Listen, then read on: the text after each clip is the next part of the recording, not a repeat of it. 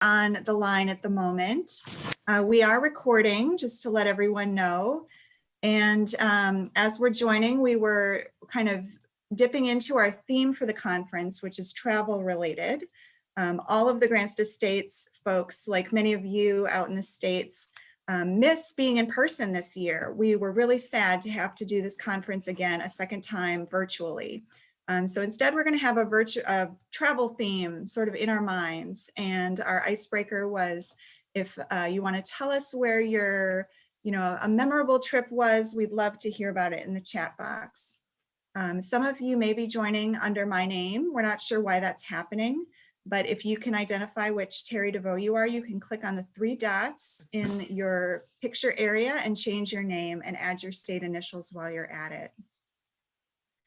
So I want to first introduce the team, and we've got a nice picture of all of us here. You'll see some of our faces throughout the conference. Dennis, if you could just advance the slide when you have a chance. Thank you so much. And one more to the team photo gallery. Hello, there we are. So welcome from Grants to States. This is our small but mighty team. From left to right, we've got myself, Terry DeVoe, the Associate Deputy Director, our 3 program officers, Michelle Farrell, Dennis Nangle, and Madison Bowles, and Laura McKenzie, who is our newest team member and the program specialist for our team. So we are so delighted that you are here. If we could go to the next slide, I have a few quick announcements. I have noted that our sessions will be recorded, and we're going to work on getting those posted to the website as quick as we can. It may take a week or so, so just bear with us. If you haven't done so already, you can add your state initials to your name so that everybody gets to know where we're all coming from. We would ask that you'd mute your microphone when you're not speaking. We can do it for you if we hear that there's some noise, but we encourage you to use mute as needed. We're going to keep the chat box open between sessions, I've sort of prompted for this initial icebreaker about great places you've traveled, and I've seen Alaska and all different parts of the world. And so thank you for sharing your exciting trips with us that make us nostalgic for getting on planes and going to exciting places. But as we sort of enter into our session time, we would ask to keep the sort of back and forth cross chat to a minimum, and keep the chat focused on questions around the session or things that would clarify the content that we're talking about. And simply because we're going to be monitoring the chat for these questions, and it'll help us to sort of scroll through and see that everything's actually related.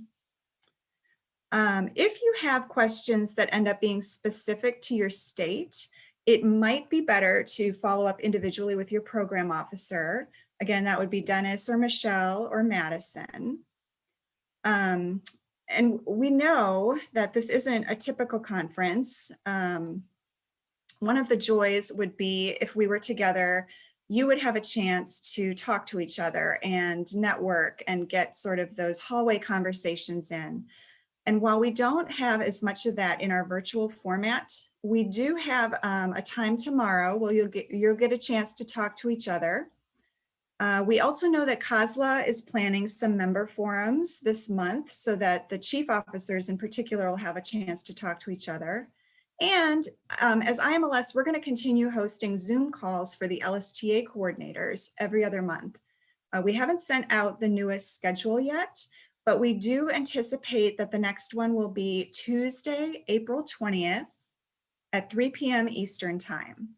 So we'll be sending out a message with the new LSTA coordinators meetup schedule via Zoom, and those will be at different times of the day and different days of the week to sort of accommodate different schedules. So that is coming. The next one is Tuesday, April 20th at 3 p.m. Eastern.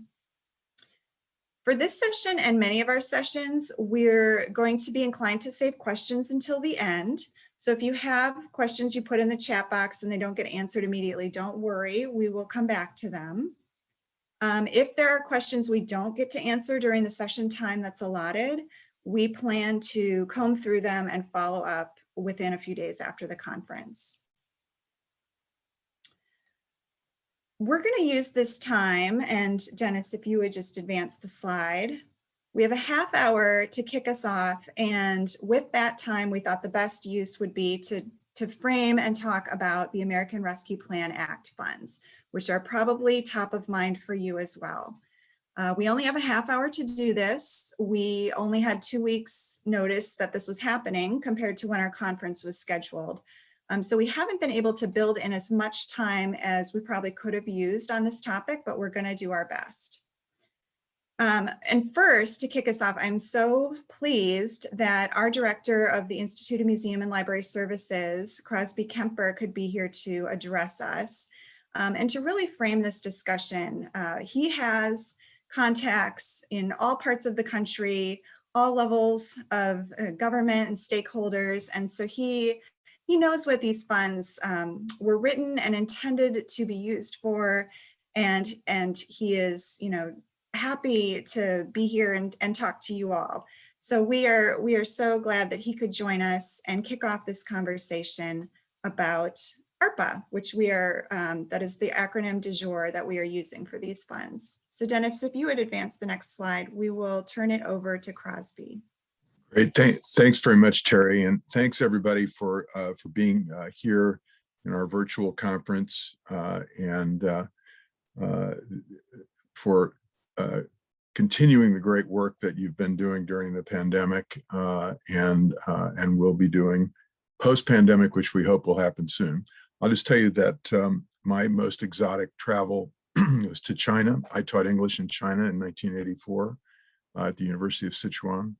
And my favorite part of that would be between two things: climbing Mount Amei, which is one of the 5 sacred mountains, which is pretty spectacular. You're supposed to be able to see the face of Buddha when you reach the top. And later at cocktail hour, I will tell you whether or not I saw the face of Buddha. And then I also got to travel down the entire length of the Yangtze River on a steamboat. And that was before the dams closed the gorges and made it impossible. You can't do that anymore. And that was spectacular too. But now you want to know about money. And so let me tell you just a little bit about the background of the legislation and how we doubled the size of the IMLS for 1 year. This will probably not happen again in your lifetime. Certainly won't happen in my lifetime, but it's a spectacular thing. It's spectacular because we're getting so much money and giving it to you, but it also is a one-time thing, and it's related to one thing. Obviously, it's related to the pandemic, and so I need to say at the top that when you think about how to spend this money, be thinking about the response to the pandemic. We hope you'll use this money well, and there are a lot of different ways you can use it, but it is intended, this is a one-time only, intended to be a response to the pandemic. Within that, one thing that has been very top of mind in the universe of Capitol Hill, also I believe in the White House and the executive branch generally, is the digital divide. One thing that in an entirely virtual universe that so many of us are in, that is necessary, obviously, is access to the internet and the ability to use the internet. And that makes what you do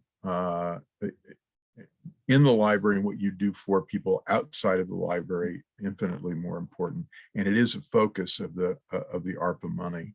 And I would urge you to pay attention to particularly pandemically related things that you're doing. But the digital divide generally is an ongoing concern of the United States government. And I believe we've now finally made the case that really it's a utility, but beyond being a utility, it has to be useful utility, a utilitarian utility, if you will, and that's where libraries make a huge difference, and you know that better than I do. But I was a librarian once, so I know it too. Hotspots are a very important part of that. Senator Manchin is a key figure in Congress and a key figure in this legislation, and he's been very heavily focused on that. I think that we should pay attention to that. We certainly will be looking for the word and the delivery of hotspots in what we're focused on. Also, telehealth is a huge thing, and that can come in a lot of different guises. Basic connectivity allows you to look for community health information, et cetera, but also the services of librarians is very important to that. And again, Congress is paying attention to the huge gaps we have in healthcare in this country. And probably the single most important problem right now is vaccines and the big divide in terms of who's getting vaccines, which has a lot to who knows about it, who understands it, and there are big racial and income divides on that. If you're poor and minority, you're much less likely to be near a vaccination spot, to know about a vaccination spot, to know what a vaccination is all about, and to know that it's safe. And so if you can play a role in that, you'll have rewarded the expectations of the United States Congress and the Biden administration. Also in the bill is the phrase workforce development. And I want to outline that a little bit for you. I think everybody in the library world is doing work in that: job applications, job resumes, skill development, digital skill development that points you towards certification for jobs, and even interviews online that are taking place in libraries, that sort of thing. More advanced versions of that with heavier software partnerships, Career Online High School, and things like that. Anything that is educationally related to career development is really important in the view of folks in Washington, the view of folks who are looking at the various divides in this country. And of course, education is also really important in that. As a whole, educational resources of any kind certainly fit the bill here, literally fit the bill.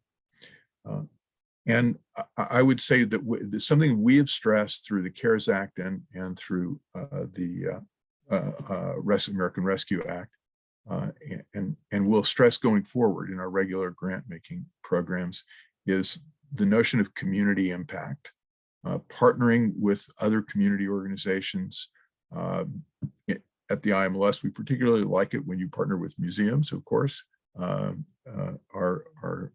partners at the IMLS, but community partners working on community impact, and obviously particularly focused on the pandemic, though I think what's happened last year in the racial protests and our growing sense of the inequity and inequality in our country are very important aspects of this as well.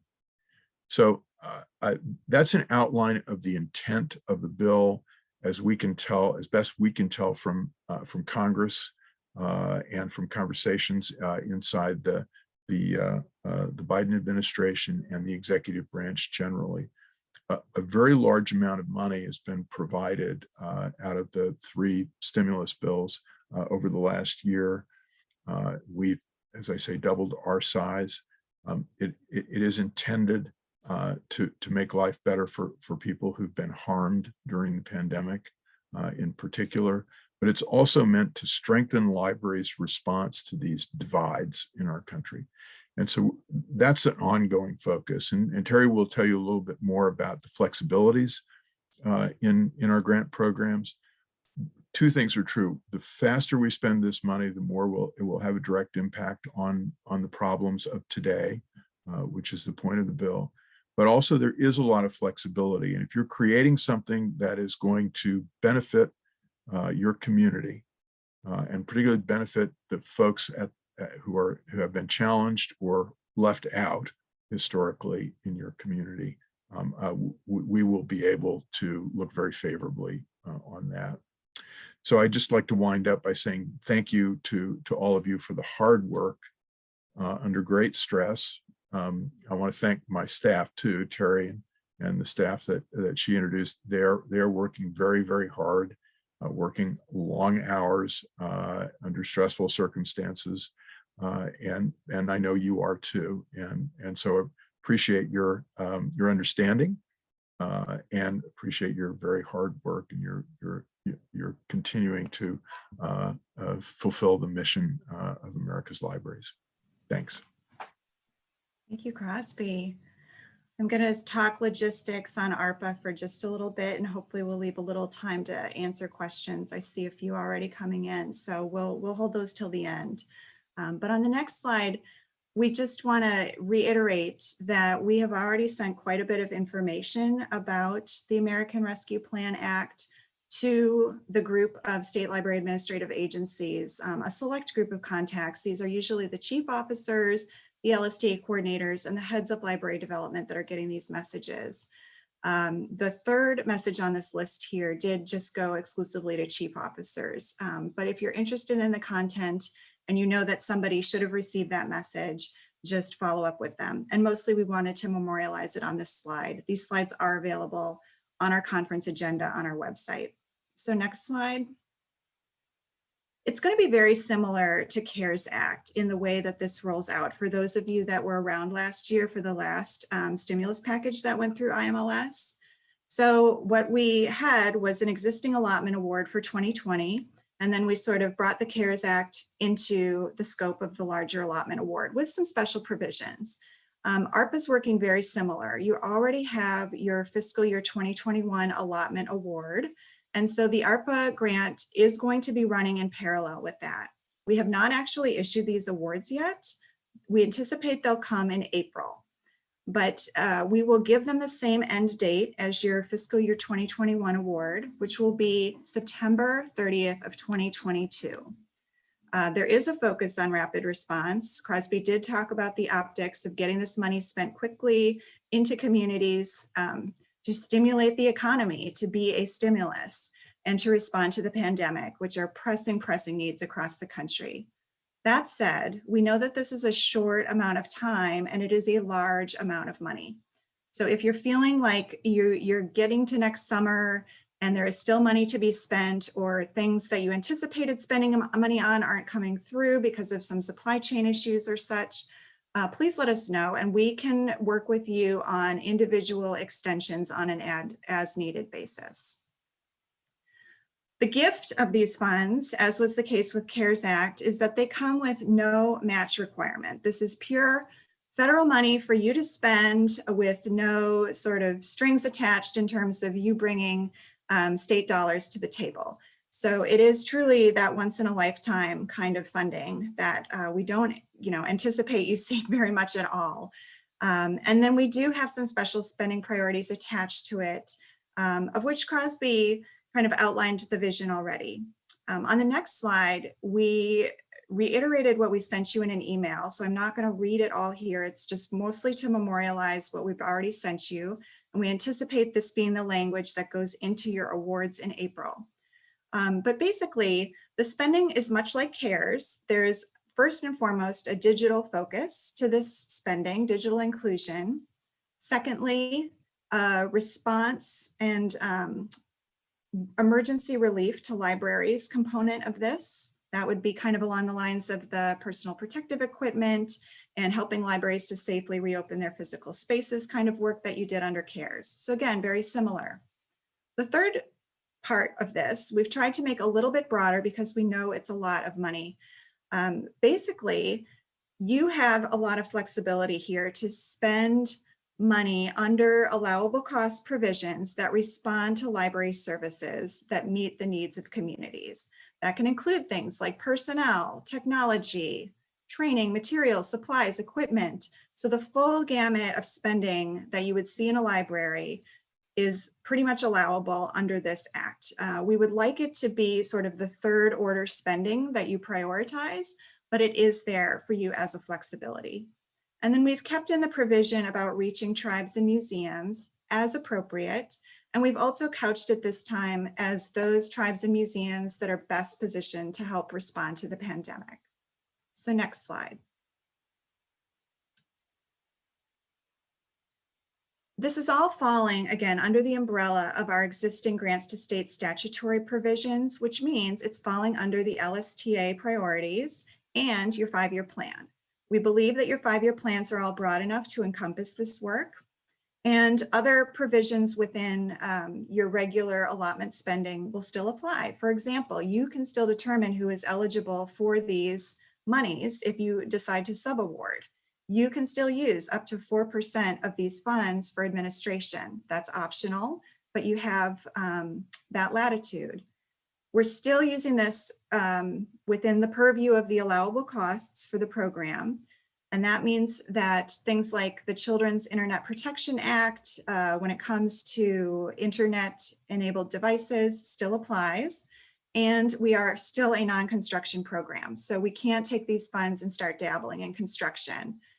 But if you imagine our existing grants to states program and ARPA as an overlapping Venn diagram, they're very much overlapping. And there's just a very small slice of ARPA that has the special provisions around how you should spend it and the fact that there is no state match.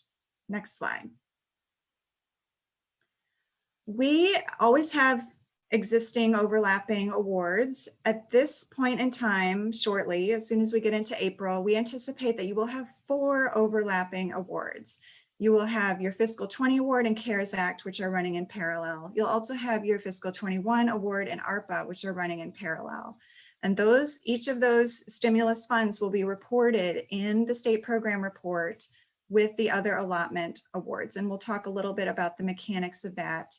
But this is just to underscore that you are administering a lot of federal money at the moment and having to keep track of a lot of different federal funding streams. And we appreciate the administration that goes along with this. So please do use those 4% administrative costs appropriately as needed to ensure that you are handling this money with the correct stewardship that we need to bring to all this. Next slide. In terms of the state program report, it's again going to be very similar to what you are doing and will do for the CARES Act. You will have an interim federal financial report due this coming December, and that will be one single form in the SPR where you report on your allotment and your ARPA funds together. Then the following year, you will report on the projects and the financial status report for sort of the end time of the funds. They will have ended, the period of performance will have ended, and you'll give us kind of the wrap-up report like you always do in the state program report.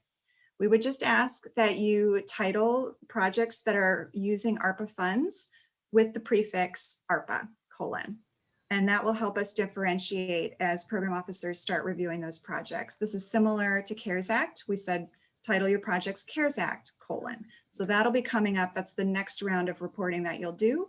And we'll be sure to have some kind of webinar, some kind of refresher to help you through this when we get to the fall.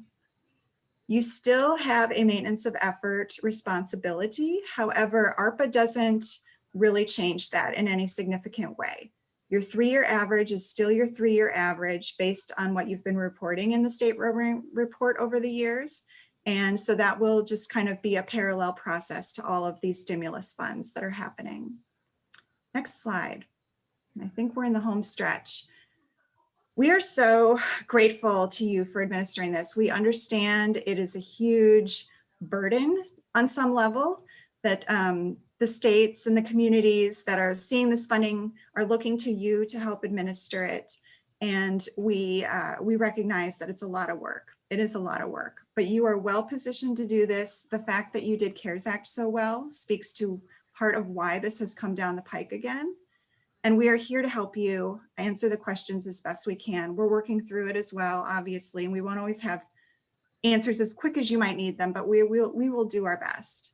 And yeah, in the words of the recent Glennon Doyle book that I read, we can do hard things. We can. We are an awesome group of people with a good state federal collaborative partnership.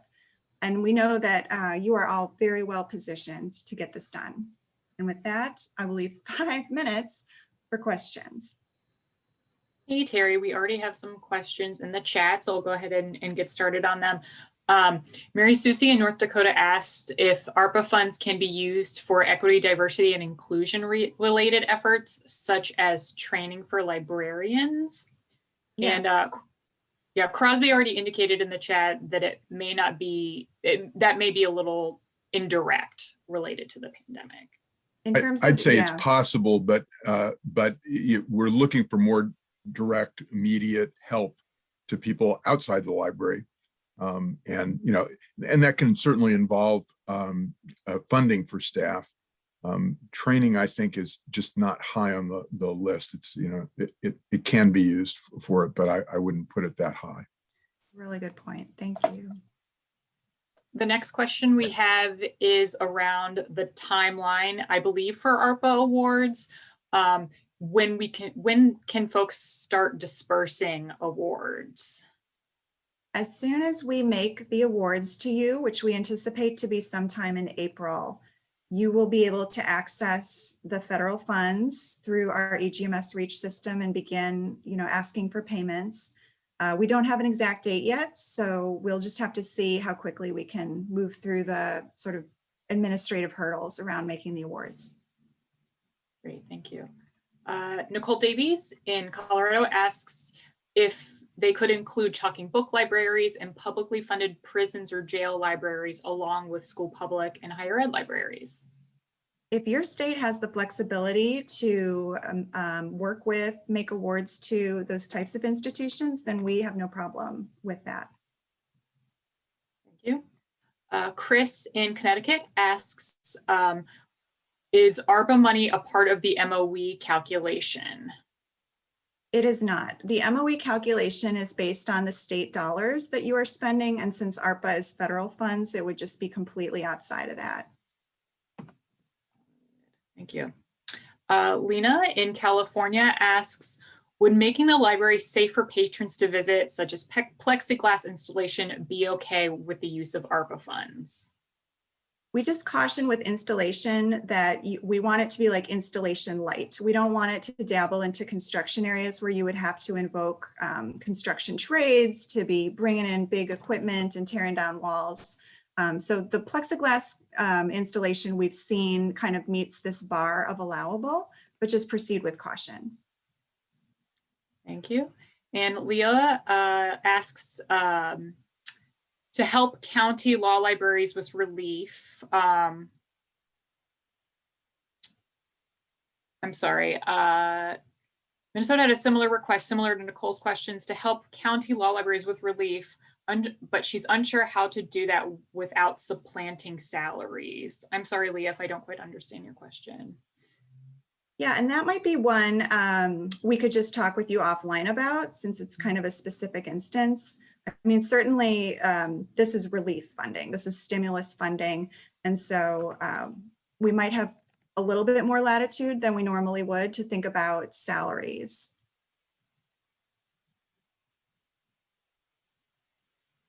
I'm not seeing any more, but keep the questions coming. Guys are on it. And I will say, a half hour on the topic of ARPA is probably not what we all need collectively to get through this. So please keep sending your program officers questions and look for those forums that we'll have in late April to connect and talk about it again. Now we have a question from Nancy in Iowa. Would a state library be able to hire someone to manage subcontracts for the money? Personnel are allowable costs under this. So it would probably fall under the 4% administration clause if they were managing the grant monies. But yes, that would be allowable. Thank you. And Natalie in California asks, are bookmobiles allowable to take services out into the community? Yes, and if you can, couch them as pandemic response, rapid response kind of things, all the better. Great. And Jamie Mott in Idaho asks, oh, he missed out on the previous answer. The awards, you can award as soon as we award the awards, which will be in April. And then, that's right. Yes. Yeah, it's a little different than the allotment grants, which we always sort of backdate to October. But because the act wasn't put in place until very recently, we can't do that sort of retroactive spending thing. And then someone else asked, can we assist academic and school libraries? And again, if your state is enabled to work with those groups and make sub-awards to them, then we have no problem with that.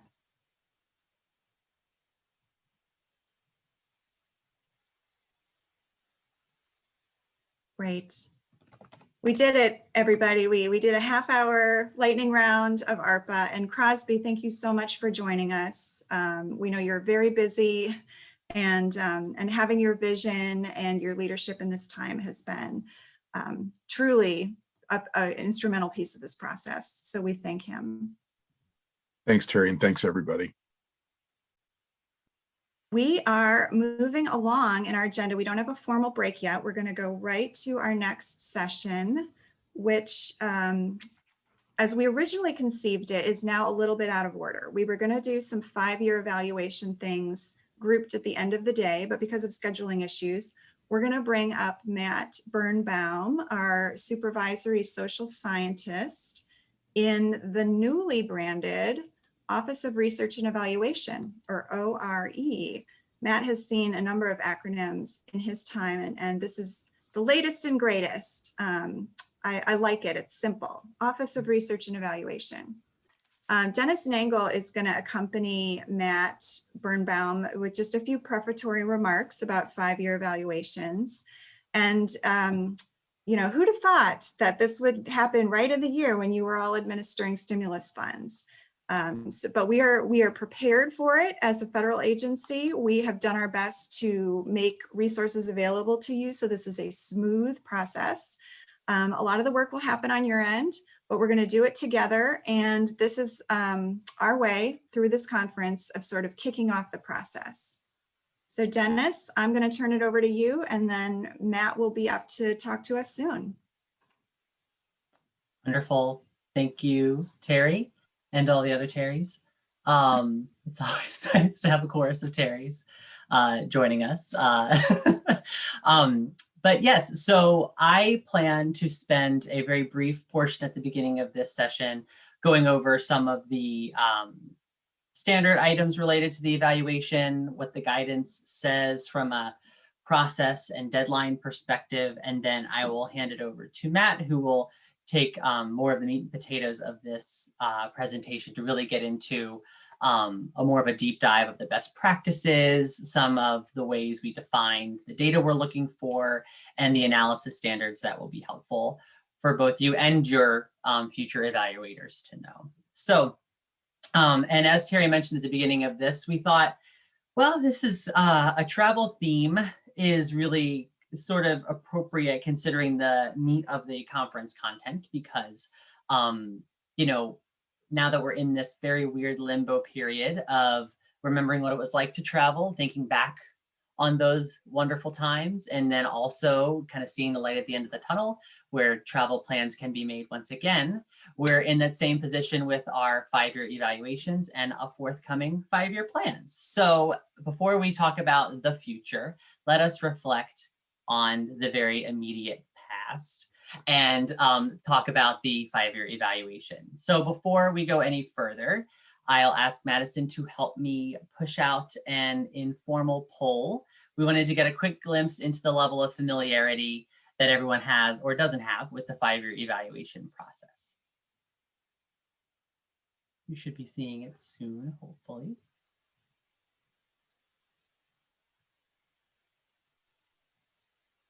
Do you see the poll, Dennis?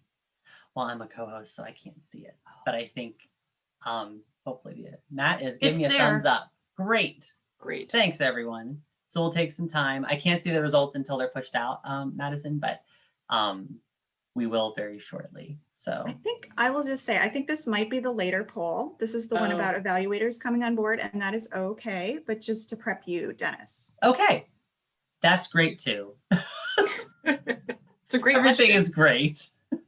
We'll just swap the polls that we planned to give everyone. So this was, Terry, this is related to when they're planning to work with an evaluator for their 5-year evaluation.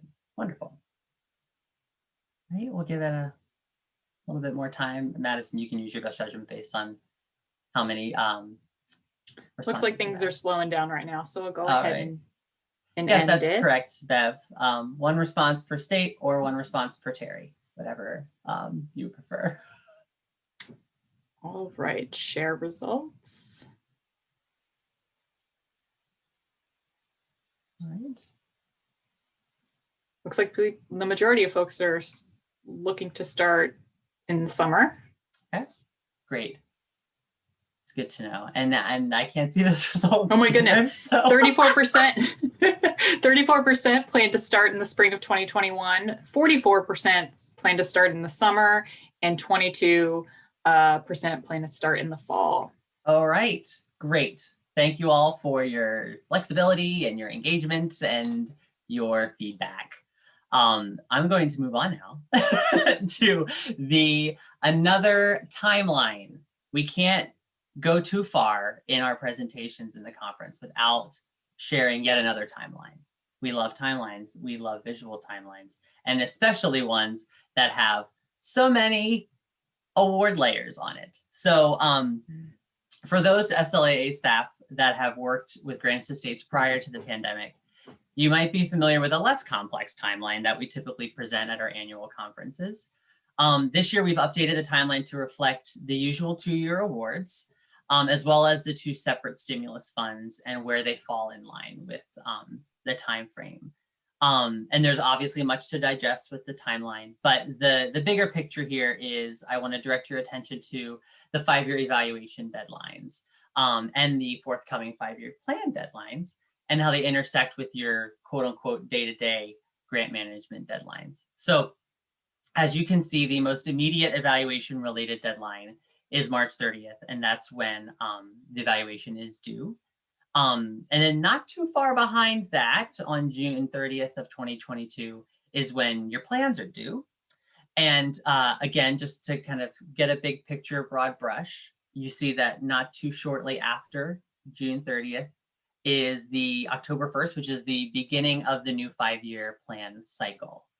And then much further down the road, April 2024, we want to point out that timeline because in the event that you were to submit a brand new 5-year plan and you realize, oh, I don't like that goal anymore, I want to change it.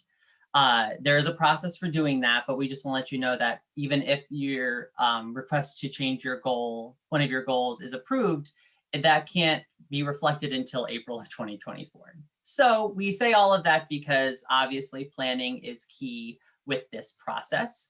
And because it is a bit of a domino effect with evaluations due, plans due, we wanted to give you all as broad of a perspective as possible for your planning purposes. And I'd like to now turn our attention to the federal statute that provides the necessary foundation for much of the information you'll find in the 5-year evaluation guidance. While the mention of the evaluation is relatively brief in US Code 20, Section 9134, there are some critical pieces to derive from it. You'll note that the statute says that the State Library Administrative Agency shall independently evaluate. So we emphasize that because that sets the stage for what many state libraries do with pursuing a third-party evaluator, which is why, again, another piece of the planning process, because if you're going to go third-party, that often involves RFPs, going out for bid, those kinds of things. As far as what's considered an independent evaluator, Matt's going to touch on that. So I just want to point out that the statute says that. And then additionally, the statute also sort of provides the somewhat specific framework for the timeline.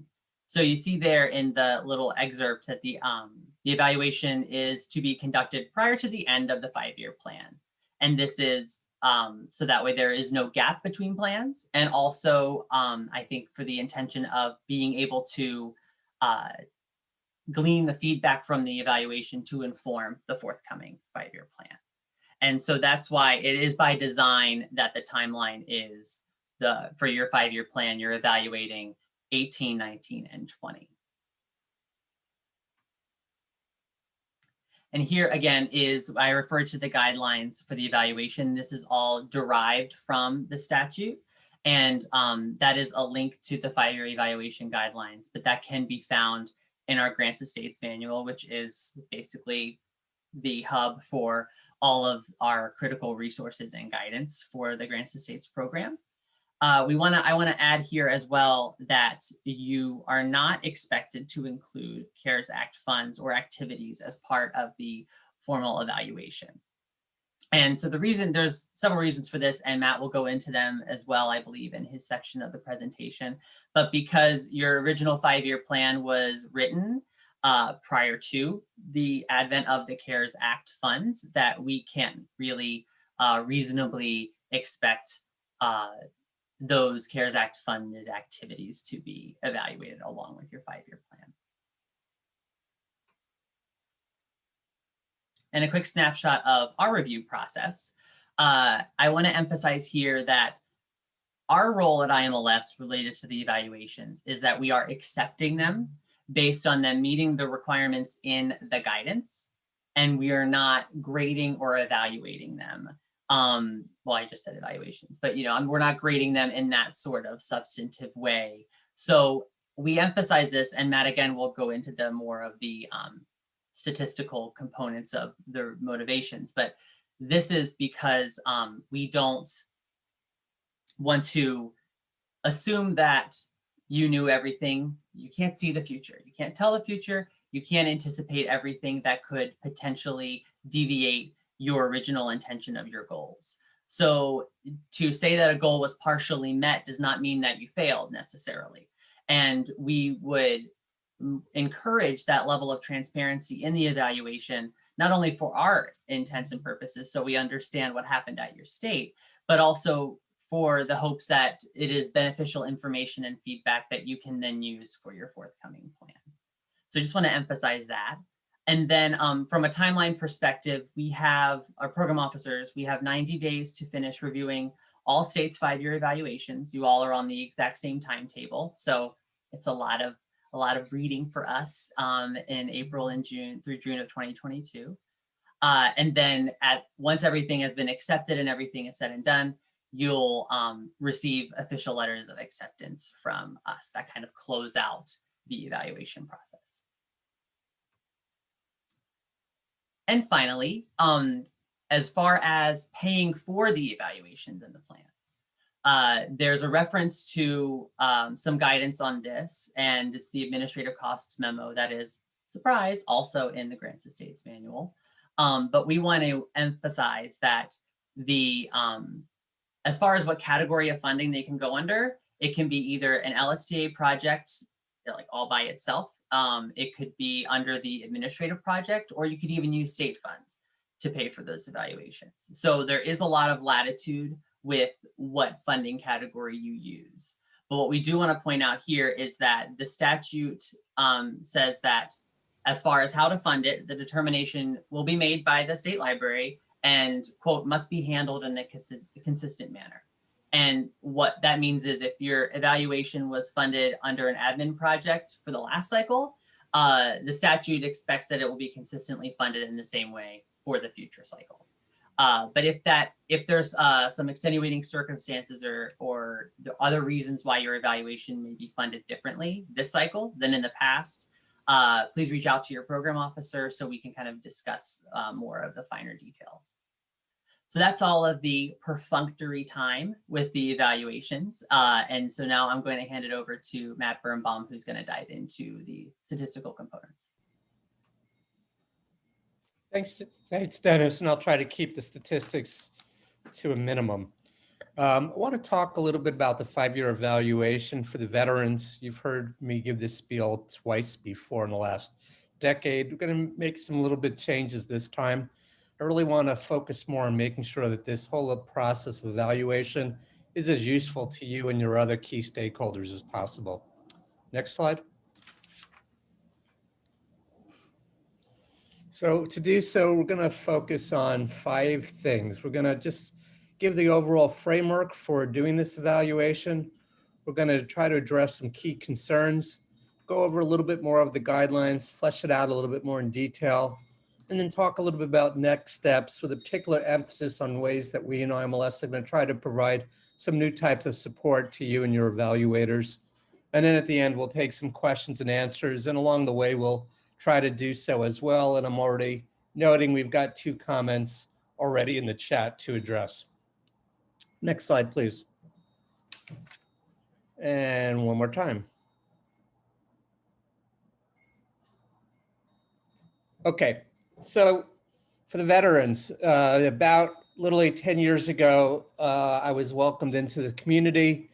And at that time, the chiefs and all of you were telling us, and other the key partners were telling us, hey, we've got some issues in reporting on all the projects that we're funding. It's really impossible to be able to tell a good story about what difference this is making to the patrons who are receiving it, as well as to other taxpayers, as well as to the taxpayers as a whole. And so that led to the beginning of measuring success. Measuring success is, most of it, as you know it, is in terms of the project reporting in the state project report. We tried our best to capture the promise made 10 years ago that a summer reading program in Michigan, we should be able to compare it using the same factors as a summer reading program in Mississippi. And the same would be true for all the other multitude of projects and activities that everybody does. So the focus here is providing greater transparency to how the federal formula grants translate into the hundreds and thousands of projects awarded in all the states and territories every year, to be able to have that data in a form in which it's shareable. In doing so, to not only be able to demonstrate better accountability to federal taxpayers, to showing them where their taxpayer dollars go, but more importantly, to helping all of you, to helping public libraries, to helping IMLS, to helping everybody who's concerned about the ways that libraries make a difference in their communities, that we can use these data to actually improve the programs.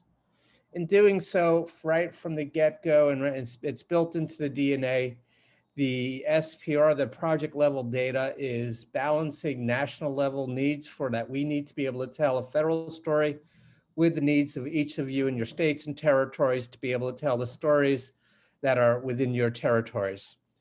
And fundamentally, it's a cooperative process. Everything we do is hopefully building on and strengthening the trust that exists among all of us. Next slide, please. Okay, I'm going to give some wonky terms that you're going to see in the 5-year evaluations. Your evaluators are going to be talking about this language. Some of you very savvy stakeholders, like some of the funders, the policymakers, they're going to be using this language. All right, let's start off with the basic. What's an evaluation? We know the S.P.R. gives us all types of data. We know we can aggregate it to tell certain stories, such as the number of projects that you've awarded, the dollar amount, the types of activities that were associated with it. Evaluation goes a little bit more, deeper. It takes those initial trends and it asks some questions about, so what? Why are we seeing these trends? So it's a systematic process to taking whatever questions you're asking, trying to systematically, deliberately collect answers to provide them, and using those answers, asking those questions only for a very practical purpose that we're trying to strengthen a program. So that's the evaluation. We do it every 5 years. The implementation, well, this is the process in which you get in this case, you get the funds and then you go about and administering those. So we want to be able to look at, you maybe set some goals. Maybe you find out the goals were met, they weren't met. Maybe we're finding some other results. We want to figure out was how much of this was because the strategy was right and how much of it was because of the way things were implemented. We can have a poor result and it could be because we had a great strategy, but the implementation was botched up. Similarly, we could have had a not so great strategy, but seeing that it's succeeding because the way everything was administered was fantastic. So a lot of evaluation is looking at the implementation, and we use that using what we call methodology. Some of it, but not all of it, is statistical. A lot of it is qualitative. I'll say it a little bit later, but I'm going to give the punchline again. Whenever thinking about your evaluation method, let the question that you're trying to get an answer drive the method. Sometimes some questions are really best answered using statistical methods. Other times it's qualitative choices. And then we've got that process evaluation that's very much related to the implementation. The process evaluation tells us how well things were being implemented, and we contrast that with the impact evaluation, where we're looking at the results, and those results may be quote unquote outcomes, they may be outputs. I'm going to tell everybody here not to get hung up whether it's an outcome or output. I don't think that's helpful. What you really want to be thinking about are what are the results, what are the types of changes that we see associated with the money that we're funding. Next slide.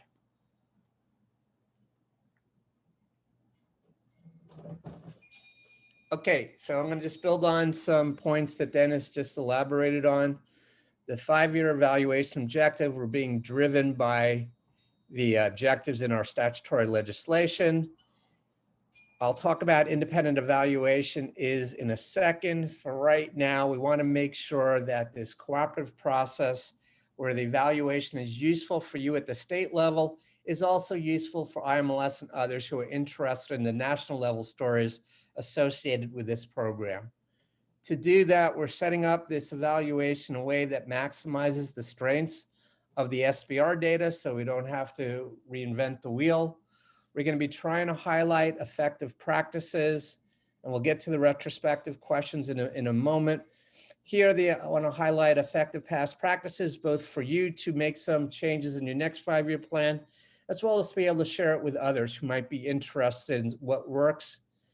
And third, to be looking at that process for implementing the grant making, the process questions.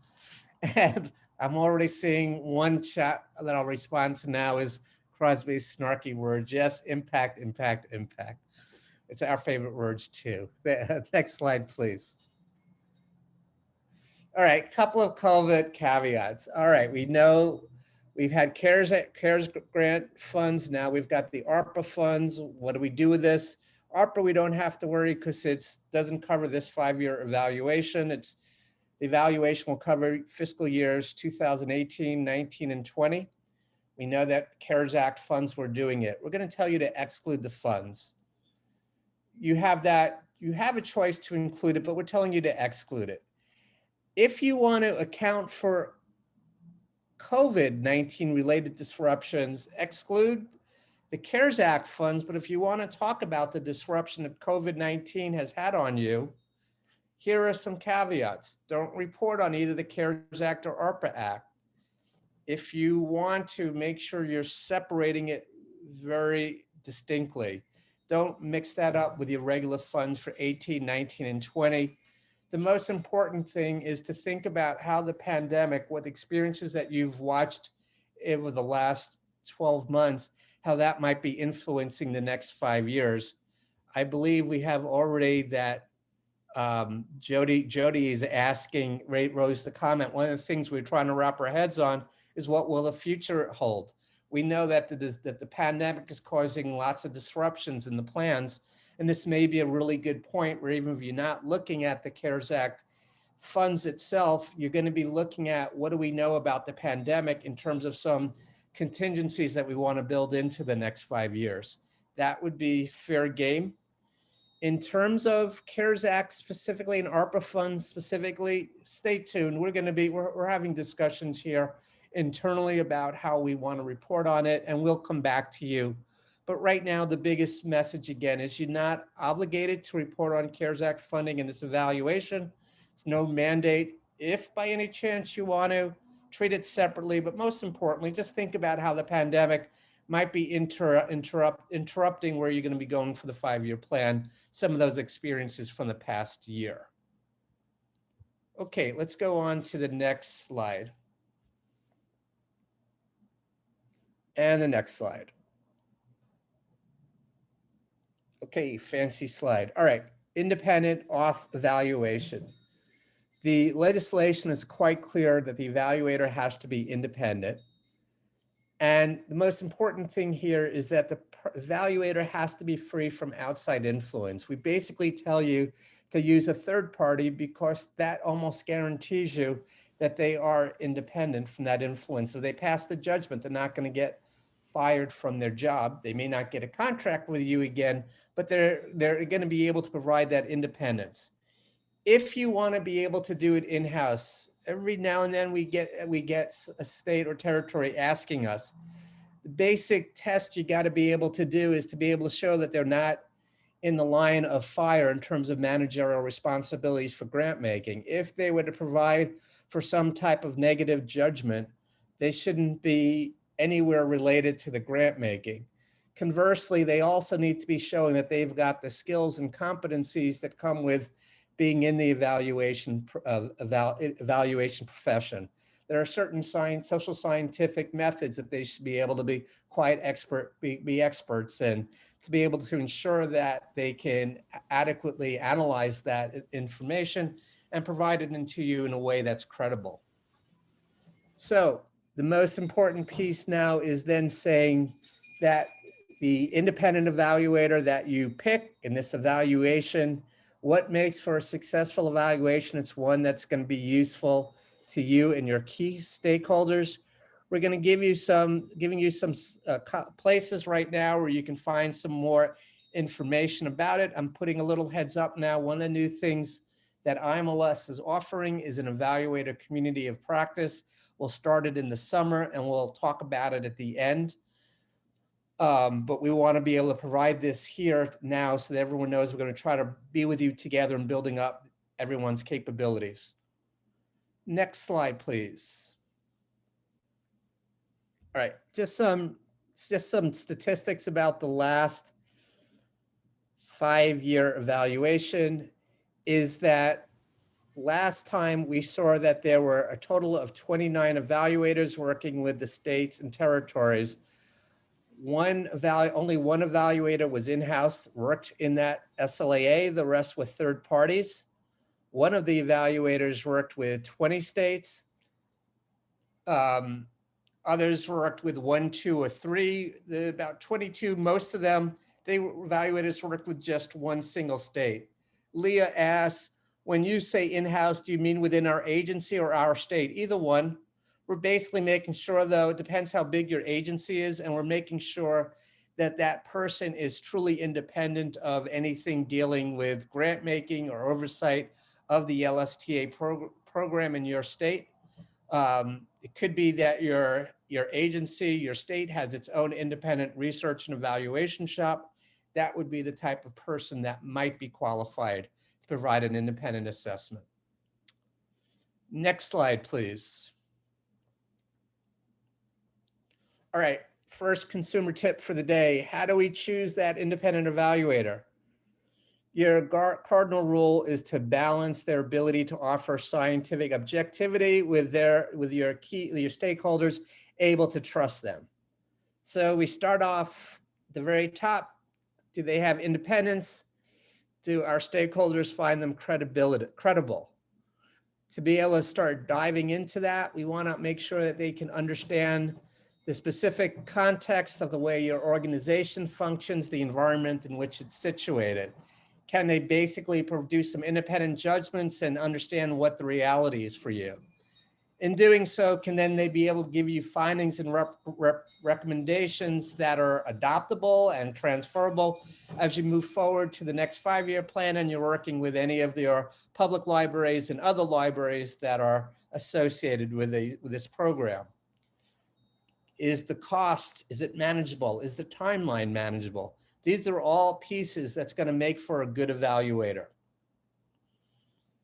Next slide, please. So let's talk about that usefulness. What are some good uses of the 5-year evaluation? If we were to talk, let's say 2 years from now, and we were to say, hey, was that 5-year evaluation really useful? Here might be some things we might be thinking about. Well, at the minimum, you basically had demonstrated accountability with federal law in completing it. We hope all this time and attention does a little bit more than just accountability. We hope we can really provide some good uses for informing where you're going to head for the next 5-year plan, such as trying to figure out what adaptations you want to make given the disruption from the pandemic. We also hope it might help you and others by identify and share the promising practices of types of investments that you've made over the last 5 years that can be carried forward into the next 5 years. And we really hope it strengthens your relationship with key stakeholders. In a moment, I'm going to talk a little bit more about ways you can think about making the evaluation more useful for the key stakeholders. But for now, let me throw a couple of ethical caveats out there. It's really tempting when you get at this point and you're starting to identify stakeholders who have different values, different interests, different objectives, to try to favor one much more than the other. You're really obligated, and we're begging you, don't misuse the evaluation to pursue a specific self-interest. Always maintain an objectivity. The evaluator is fundamentally going to be collecting evidence to answer key questions. A good question that will maintain the objectivity is where the answer to yes is as interesting as the answer is of no. And then because you can get an answer of no, be prepared to deal with negative findings. This is when the best learnings come from. Nobody's going to be looking to slap you. This is where we're almost going to be seeing where the lesson, the learning, and adaptation comes from. Next slide, please. Okay, let's talk about those stakeholders. All right, Matt, I'm hearing you. Unless I'm hearing you, we got to get involved with the stakeholders. How do we do this? First thing is, as you start thinking about who your stakeholders are, to think about that they might play different roles in the evaluation. Some of them might be respondents, such as participating in a survey that you might be doing, or an interview, or a focus group. Some of them might be subject matter experts who are going to have their sleeves rolled up with you in interpreting the draft reports, providing some feedback to the evaluators. Some of them may be advocates for a specific position. Some of them may be the policymakers, such as your chief executives. Some of them may be the ones who are implementing some of the work that you're doing, such as folks who are sub-granting, or each of you in terms of implementing the grants on a year-to-year basis. Some of them may be your key partners, and some of them may be key beneficiaries of these monies, such as some of the key constituents in the public libraries. Beyond thinking about the different roles that stakeholders may play in the evaluations, try to think about critically, when do we need to bring them in? Some of them may only need to become at the very beginning, as you're starting to formulate what we want that evaluation to do at the upfront in the planning. Some may get involved in the middle as we're starting to implement the evaluation, such as our respondents and subject matter experts. Some may be coming in, more importantly, once we got the final report and some of the interim report findings, and we're starting to think about messaging. These may be your advocates, they may be your policymakers, but these are key people. And then the last piece is going to be the adaptation. We're starting to move into the 5-year plan, and we want to make sure that that these recommendations are going to be feasible. What stakeholders do we need to be thinking about? So this leads me to my most important take home on the third one right now at the beginning. Not only start identifying your stakeholders, but plan now for how they can use the evaluation, and not just what must get done in completing the evaluation. Next slide, please. So now let's talk a little bit about the wonky stuff, the evaluation methodology. Next slide.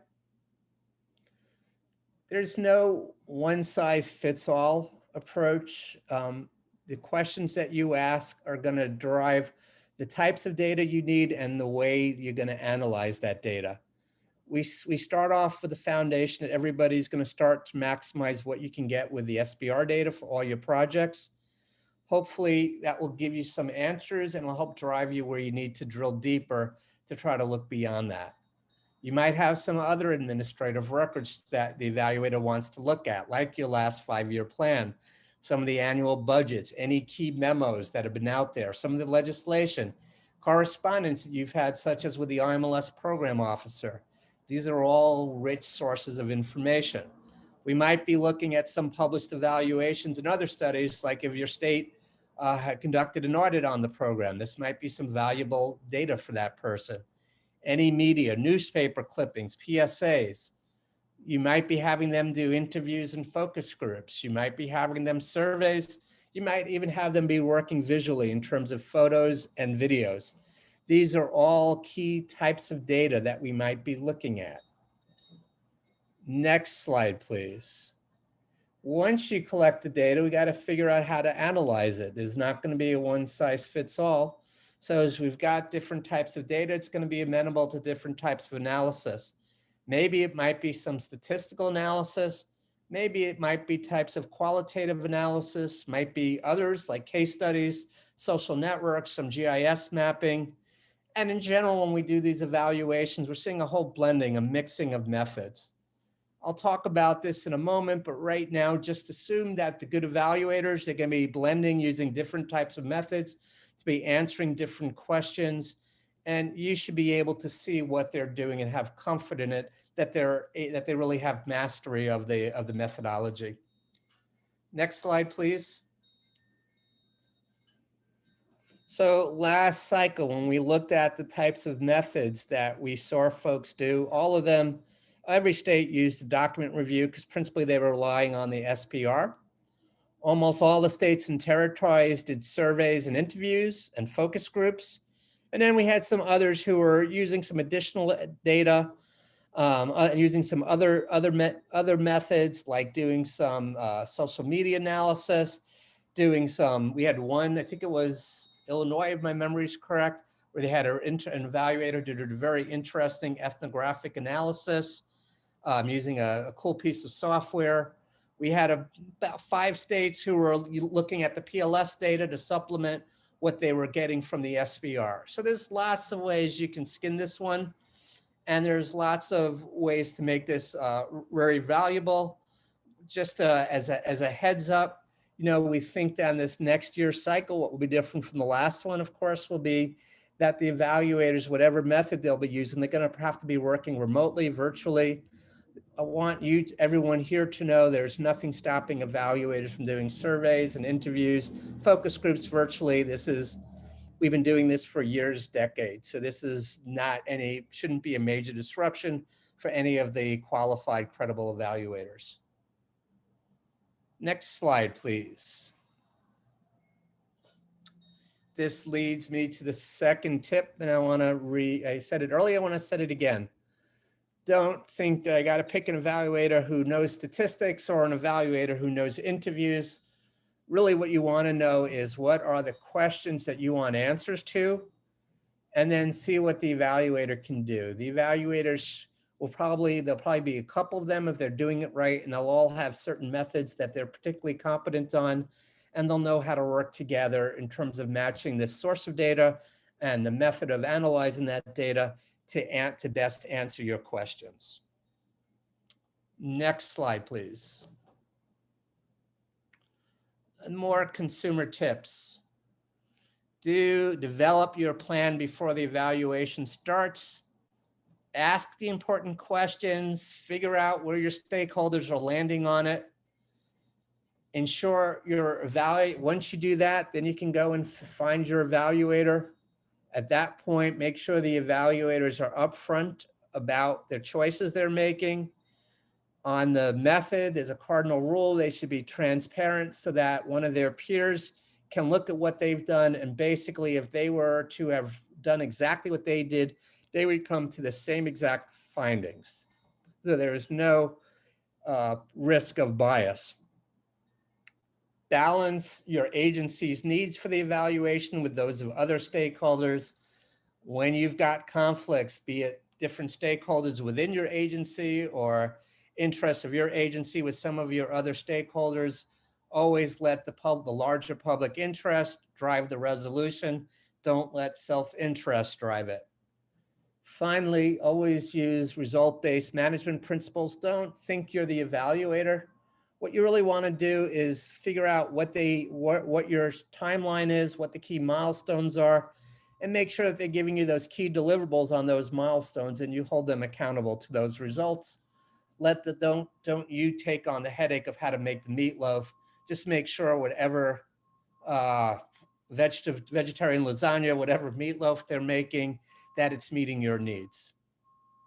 And please feel free to throw questions or comments in the chat. I'll do my best to multitask. In the interim, can we go on to the next slide? So some guidelines. Next slide, please. Okay. In the guidance, we've got 4 pieces that we've covered. We're covering the retrospective questions, process questions, evaluation methodology, independent evaluator requirement. In past 2 times when I've done this presentation, I spent a lot of time on evaluation methodology and on the independent evaluator requirement. I'm not doing it this time. I think what I've provided you thus far is sufficient. And at the end, we'll talk about the community practice for us following up on any of the uncertainties about methodology and requirement. And if you have any more questions about it, we'll handle it. But what I'd really like to focus in on with our remaining time together are on the retrospective questions that are in the guidelines and the process questions.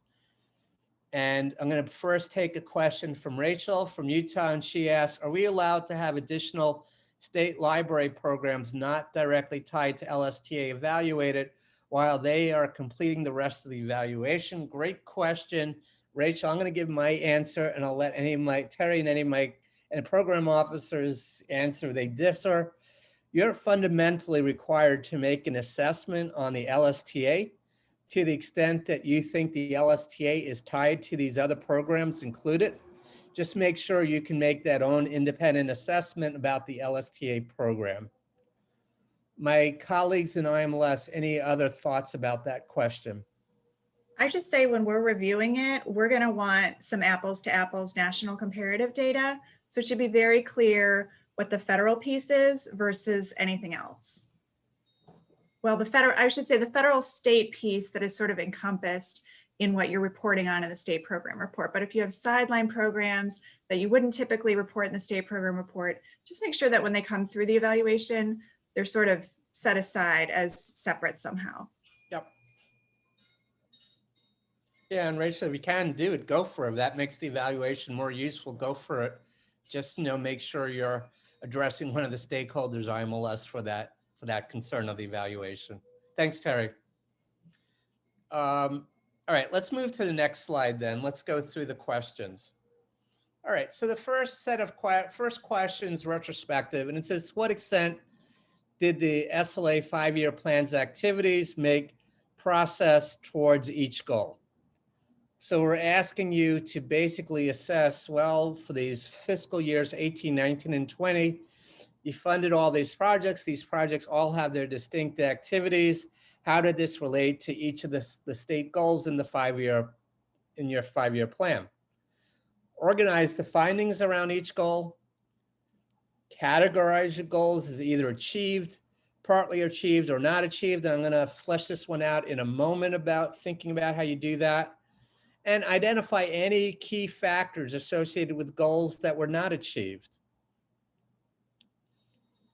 Next slide, please. In the last cycle of data, when we looked at the last 5-year evaluations, we noted that there were 221 goals across all the states and territories. Well, on the 5-year evaluation, the majority, 60%, the evaluators assessed these as achieved. In 23 states, all of their goals were assessed as achieved. In 12, they categorized all the goals as partly achieved, and in the remaining 21, it was a mix. So going forward, I wouldn't necessarily think, nothing in my head as I'm an evaluator looking at the results of all these peer evaluations, that thinks that those 23 states that had all their goals achieved, that those states are necessarily the most successful. I'm going to be actually more interested in probably those other 33 states to start seeing where the learning was going and how the planning might be going. It could be that those 23 states are just perfect, but there's nothing necessarily inherent in that. Next slide. I'm just jumping in with a time check. There's about 15 minutes left in the session, just a heads up. Awesome. Thanks, Laura. I think we're doing good, but that's awesome. Thanks for the heads up. Sure. Okay, judging the evidence, achieved, partly achieved, not achieved. Here are some ways to think about this. If let's say it wasn't fully achieved, I'm not sure it's partly achieved or not achieved. Here are some things that why it might not be fully achieved. We got the work going, but we need more time. Unexpected things arose, like a pandemic. We needed to pivot. they went really great, went so great. Now we're thinking about how we can scale it up. Things went so great. Now we're trying to think about how to extend it to new audiences. Things went really good in hitting that audience, but now we're starting to think about ways we might change the type of delivery to reach that audience. Or maybe there were some other issues that came up that we didn't really factor in, like changes in staffing, budgeting, partners. Next slide, please. So the second retrospective question asks, to what extent did an SLA's 5-year plan's activities achieve results that address national priorities associated with measuring success focal areas and their corresponding intents? Quick trivia lesson, measuring success. It basically takes each of the projects that you report in the state project report and says, why are you doing this project? We link it to one type of an intent. The intent itself is mapped to one of 6 focal areas. Could be institutional capacity, information access, lifelong learning, human services, employment, economic development, and civic engagement. So by default, every project is not only mapped to a state goal, it's also mapped to an intent at the national level, which corresponds to a focal area. Next slide, please. So here's an example of walking through it. Maybe you have a state goal, which is lifespan learning. We can map that to the IMLS focal area of lifelong learning. Maybe we had a project that was STEM for all, and that STEM for all matched the intent of improved users' general knowledge and skills. This is the focal area of lifelong learning, the state goal of lifespan learning. If it was summer reading, it matches the intent of formal education and lifelong learning, matches again to the state goal. If the project was senior encore, this is general knowledge and skills also within lifelong learning, matches to the state goal. We can continue this through with community connections, trained workforce. You can see all the types of examples. What we're just showing you here is the ways in which we can use the evaluation now from looking at all the hundreds and thousands of projects that have been taken place over the last several years. We can aggregate it up to a state level. We can go state by state to start looking at some of the themes and patterns that are happening within the state and across states and territories. Next slide, please. The third retrospective question asked, did any of the following groups represent a substantial focus of an SLA 5 years plan's activities? For those who answer yes to any of the groups, please discuss what extent each group was reached. And we're going to flesh this one out also in terms of the substantial in a moment. Library workforce is one of the groups, individuals living below the poverty line, ethnic and minority populations, immigrant, refugees, individuals with disability, and etc. We can map this all within the SPR in your project activity. So there's theoretically a way to do that. Next slide, please. When we looked at the last 5-year evaluations and we saw what groups were the projects being targeted to, we saw that 31 were helping library workforce. We saw 26 helping individuals with disabilities, 18 with school-age youth, 17 with children, those 5 years of age and younger, and 8 helping families. We also saw some other groups that smaller groups of states were servicing. 5 states were helping ethnic and minority populations, 5 states with individuals living below the poverty line, 4 states with limited functional literacy or information skills, and 3 that were unemployed or underemployed. 6 states, we saw no substantial focus on specific beneficiary groups, but for the vast majority, we could start seeing some targeting on this. Next slide, please. The question asks, third question asks, so what about beneficiaries with a substantial focus? How do we figure out what the substantial focus is? What we're saying is, for purposes of the question, look at the project activity, map it to its project, and figure out if that project's budget had at least 10% of the funds that we're committed to it. That includes both the total funds, both the LSTA and match, and that covers 2018, 19, and 20 cumulatively. Next question, please. Next slide, please. Process questions. Beyond the results questions, we have some process questions. One asks, has an SLA used data from the SPR and elsewhere to guide activities in its 5-year plan? Specify any changes that you made in the 5-year plan and why these occurred. If you had to make some changes because you changed the goals, let's say. How and whom did you share the data with? And what other types of data did you use? And we're asking a very new question this time around, which is how did the last evaluation inform this one? And how have you used this information throughout the cycle? We're trying to basically make ways to make the evaluation more useful. If we have this information, it's not only a good question for you to answer to make sure that the evaluation's maximizing its usefulness in your state and territory, but it also helps us at the national level work across all the states and territories. Next slide, please. All right. Final 2 cents. One is good evaluation means it's addressing meaningful questions. Those meaningful questions are questions that if you have the answers on, you can act on it. Your really good evaluators are those who can take care of the scientific objectivity, that the data is valid, reliable, their methods of analysis is credible, and that their ways that they're providing this knowledge is very useful for you and the other stakeholders. Buffer your project schedule so you can anticipate anything that goes unexpected, like needing more time to do a survey than necessary, and be prepared from the get-go of how you're going to disseminate the findings to make sure that others can be using the information that you're sharing. Next slide, please. Some reminders. Ensure that you select an independent evaluator. Talked about that before. Feel free to follow up with us if you need more advice on this, guidance on this. Remember that you don't need to include the care funds in this evaluation. We think it's probably more helpful for you just to be thinking about how the pandemic has disrupted what has been happening during this period of time and where you'll be moving. As you start thinking about beneficiary groups, think about that 10% threshold. That's what we're going to be using to figure out if the funds were specifically helping a particular group, calculated across the entire three-year time span.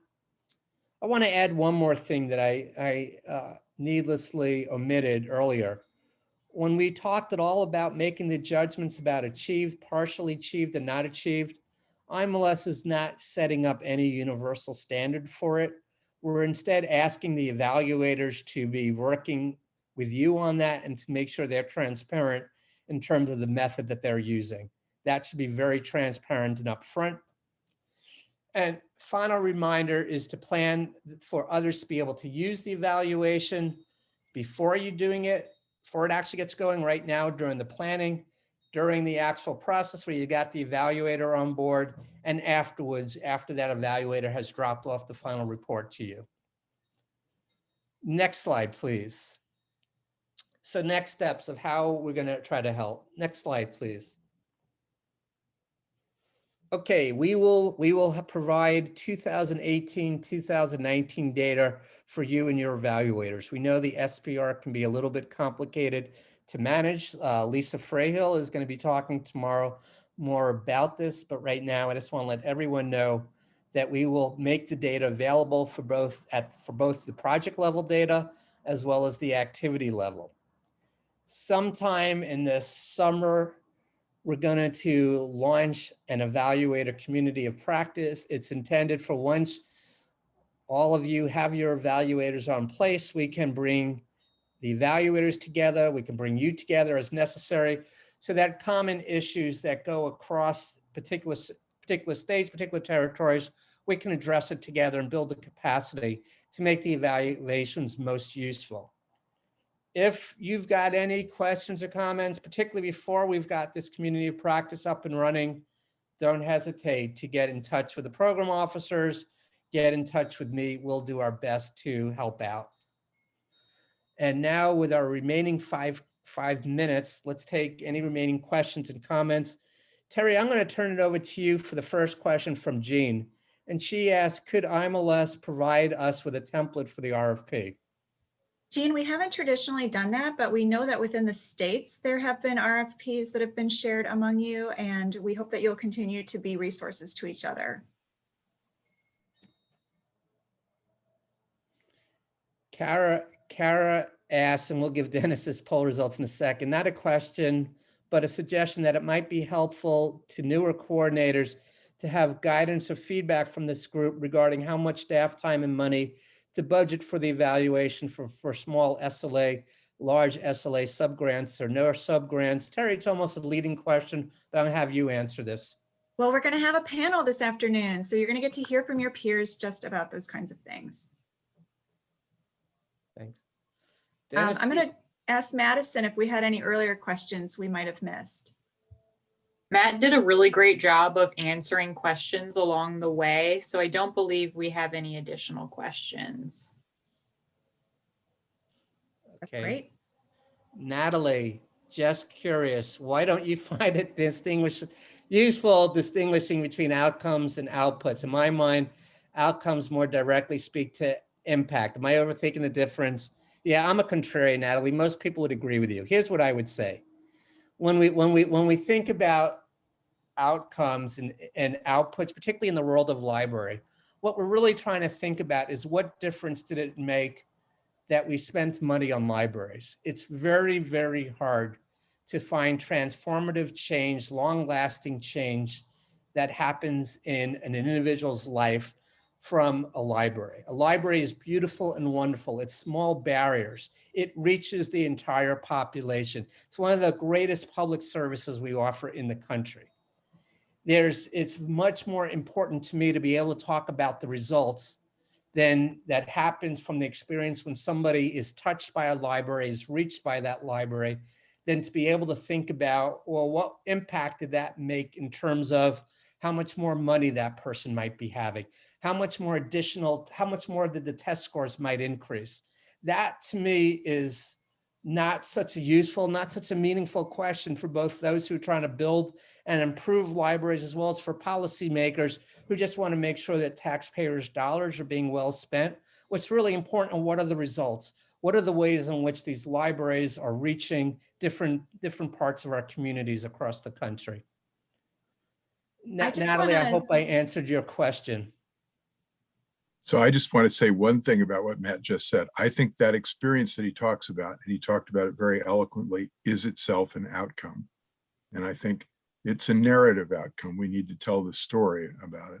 But that is as important an outcome as exists in the world.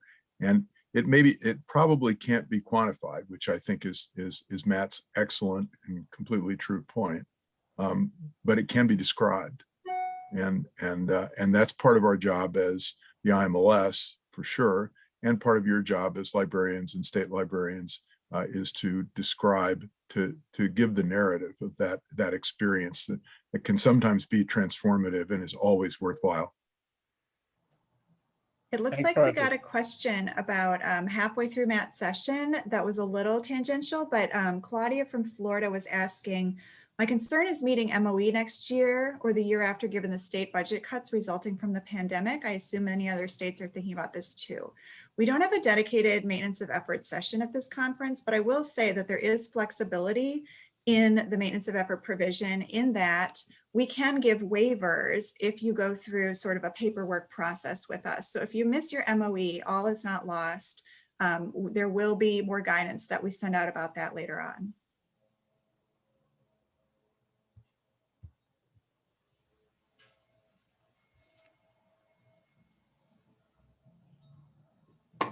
All right, well, we're doing great with the time. Nice job, Matt and Dennis. Thank you for the guidance into the 5-year evaluations. We're going to take a little pause on this topic and come back to it this afternoon. As Michelle said, we're going to take a little layover. So the next session will be after our 10-minute break.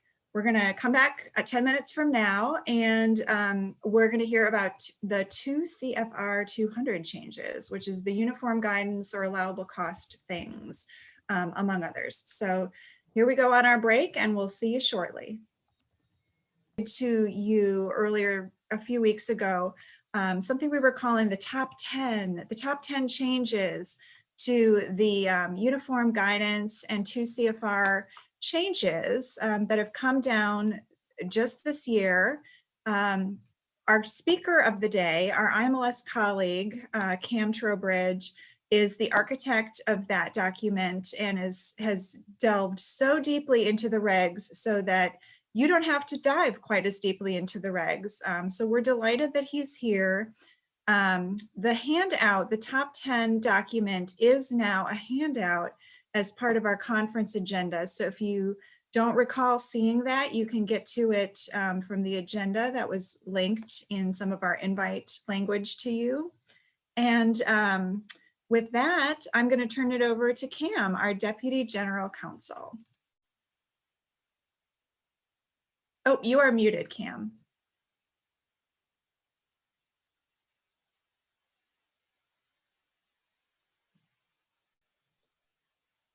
Is that better? Yes, thank you. Great, thank you. I'm just getting the screen up here. Want to welcome everybody for being here. Yes, I'm having a little difficulty just seeing the slides on my screen.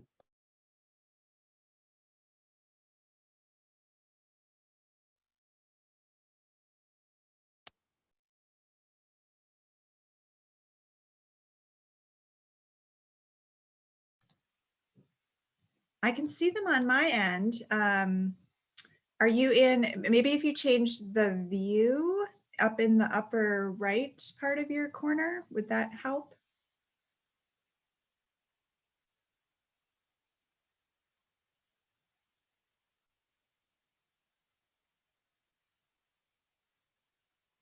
Oh, and you're muted now, Cam. I'm sorry.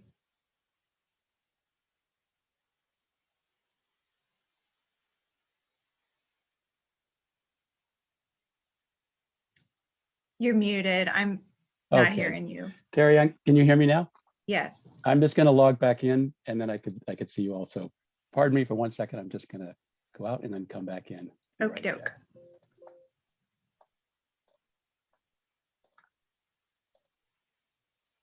All right, I will say, as Cam's getting set up again, we've seen a lot of interest in these topics. The 2 C.F.R. 200, if that's not a familiar set of terminology to you, a lot of it covers the allowable cost provisions that we use in grants to states. So there are some new and different flavors and nuances to those allowable costs. Okay. Good, Yes, Cam? we'll get right into it. It's all working now. Excuse me for that. Anyway, yes, as Terry said, there have been a lot of changes in the uniform guidance. I'm going to go over some of those which I think will impact most of you in your capacities as states and pass-through entities. Basically, I'm going to give a brief overview of the statutory and regulatory framework that IMLS operates in. Then we're going to talk about the actual changes themselves, and we'll finish with found some very good resources for where to go for additional information, FAQs, and then we'll have a little time at the end for questions. So, Terry, if you wouldn't mind going to the next screen. Thank you. Again, I just wanted to give you a sense of where the uniform guidance and the revisions fit in the overall universe of statutory and regulatory framework for all of this. IMLS itself is authorized under the Library and Services Technology Act. We also have another program, the African American Grant Program. Like every federal agency, it's not enough to have just an authorization act. You really need to have appropriations, money to make it happen. So we have, you're familiar with this, annual appropriations, what we get every year. Unusual things we haven't gotten so much, but we do have now are CARES Act funding, as well as the American Rescue Plan. Those are special appropriations. I know Terry and Crosby talked a bit about those at the beginning. They would still need to follow, when you're implementing them, they would still need to follow the uniform guidance when you're talking about what types of costs are allowable generally, how to oversee projects, financial management, internal controls, that type of thing. So those are the statutes. Every agency also has regulations that implement the statutes. IMLS has two kinds. There are the IMLS specific ones, and those are very, very small. And 99% of what we need to follow and you need to follow are in the uniform guidance. So next slide, please.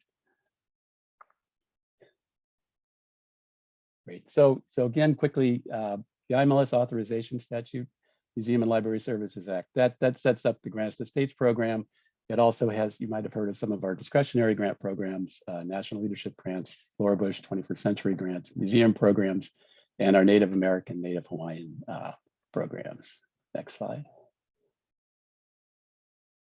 As I said, it's not enough to have just an authorization. You also need money to implement it.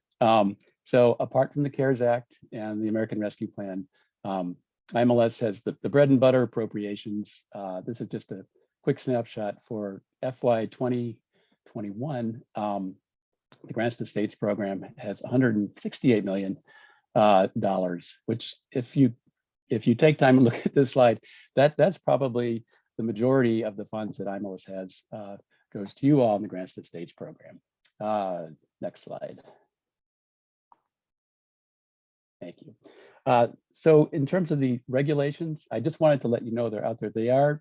Most of our IMLS specific regulations apply for our museums. There's a definition of museums. There's a requirement that museums can't purchase objects for collections. Just wanted to, I'll make that very quick. That's our IMLS specific regulations. What we and you should use for the majority of all your activities with IMLS are on the next page. Are the uniform guidance for grants. That's 2 C.F.R. Part 200. It applies to all of our grantees, as well as all of our sub-grantees, sub-recipients. For those of you who are new to grants, federal grants, if you look at 2 C.F.R. Part 200, probably the most useful provisions for you would be found in Subpart A, through definitions, what's a contract, what's a grant, what's federal financial assistance. Subpart D, which is really how do you administer a federal grant? What type of internal controls do you need? How do you do reporting? If you're a pass-through entity, which most of you are, what does that mean? And where do we go to find out what we have to do? Subpart E is a pretty illustrative list. It's not all inclusive, but it's the types of costs that you can and can't incur. So it's basically a listing of allowable and unallowable costs. Again, when you're carrying out your annual IMLS appropriations, as well as CARES Act and American Rescue Plan, you should be looking at this, at Subpart E in particular, to see what are generally allowable costs.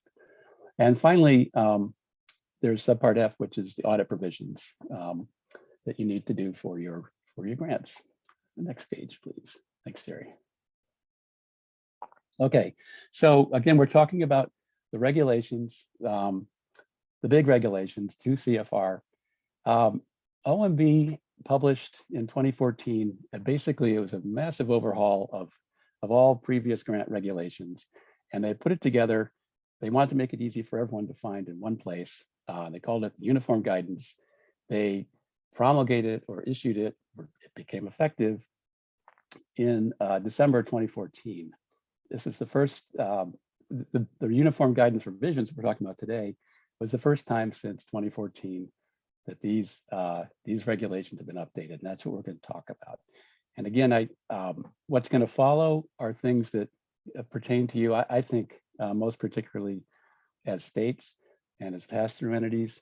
But it's probably, it's good if you could take some time to look at all the changes, and I'll show you where those can be found at the end.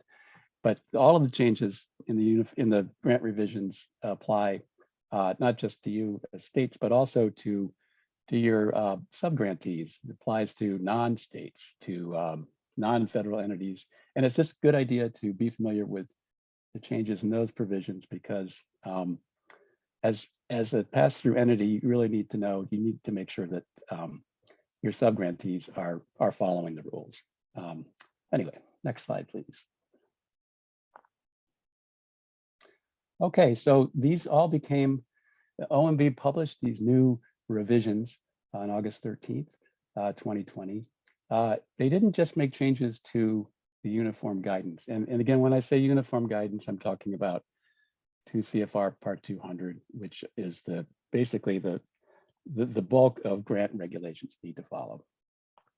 So OMB made big revisions to the uniform guidance. At the same time, they also made changes to 2 CFR Part 200, which is the uniform guidance. They also made changes to 2 CFR Part 25, which is the SAM system and the universal entity identifier section, as well as 2 CFR Part 170, which is your reporting of subawards. And they added a new provision, a new part, 2 CFR Part 183, never contract with the entity. And we'll talk about those quickly at the end. Next slide, please. Okay, so these changes, OMB issued them on August 13th, 2020. The majority of them became effective. They went in, they are now to be followed for every award that's made after November 12th. So your new FY 2021 Grants to States Awards would follow these uniform guidance grant revisions. If you had an existing award, maybe say a 2020 award, you wouldn't follow the new revisions. You would follow the grant regulations, uniform guidance that was in place at the time you received your award. So you probably need to know both because it sounds like you have currently both FY20 and FY21 awards. So the bulk of the uniform guidance revisions became effective on November 12th. There were 2 that became effective on August 13th, 2020. And those are, there's a prohibition on certain telecommunications, video surveillance equipment. Talk about that in a minute. And there's a new provision on termination, which you don't need to worry about so much at this point. Next page. Thanks, Terry. Okay, so we were trying to figure out what's probably in the order of what would impact you most immediately with these revisions. And I think reporting will be the biggest change for you right off the bat. Your final performance reports under the old guidance had to be submitted to IMLS within 90 days after the end of the period of performance end date. OMB has now made that, push that out a month to 120 days. The reason OMB did that was so that you will have time to collect all of your sub-grantees' final reports, synthesize them, and then submit your final report to IMLS. So again, you now have till January 30th, I think it's 2023 for your new FY 2021 awards. Sub-recipients, they don't have that luxury yet. They still have 90 days to get their final reports to you. So you have 120 days to consolidate all those, receive them, consolidate them, and send them to IMLS. Your subs still have 90 days to give them to you. Those are final reports we're talking about.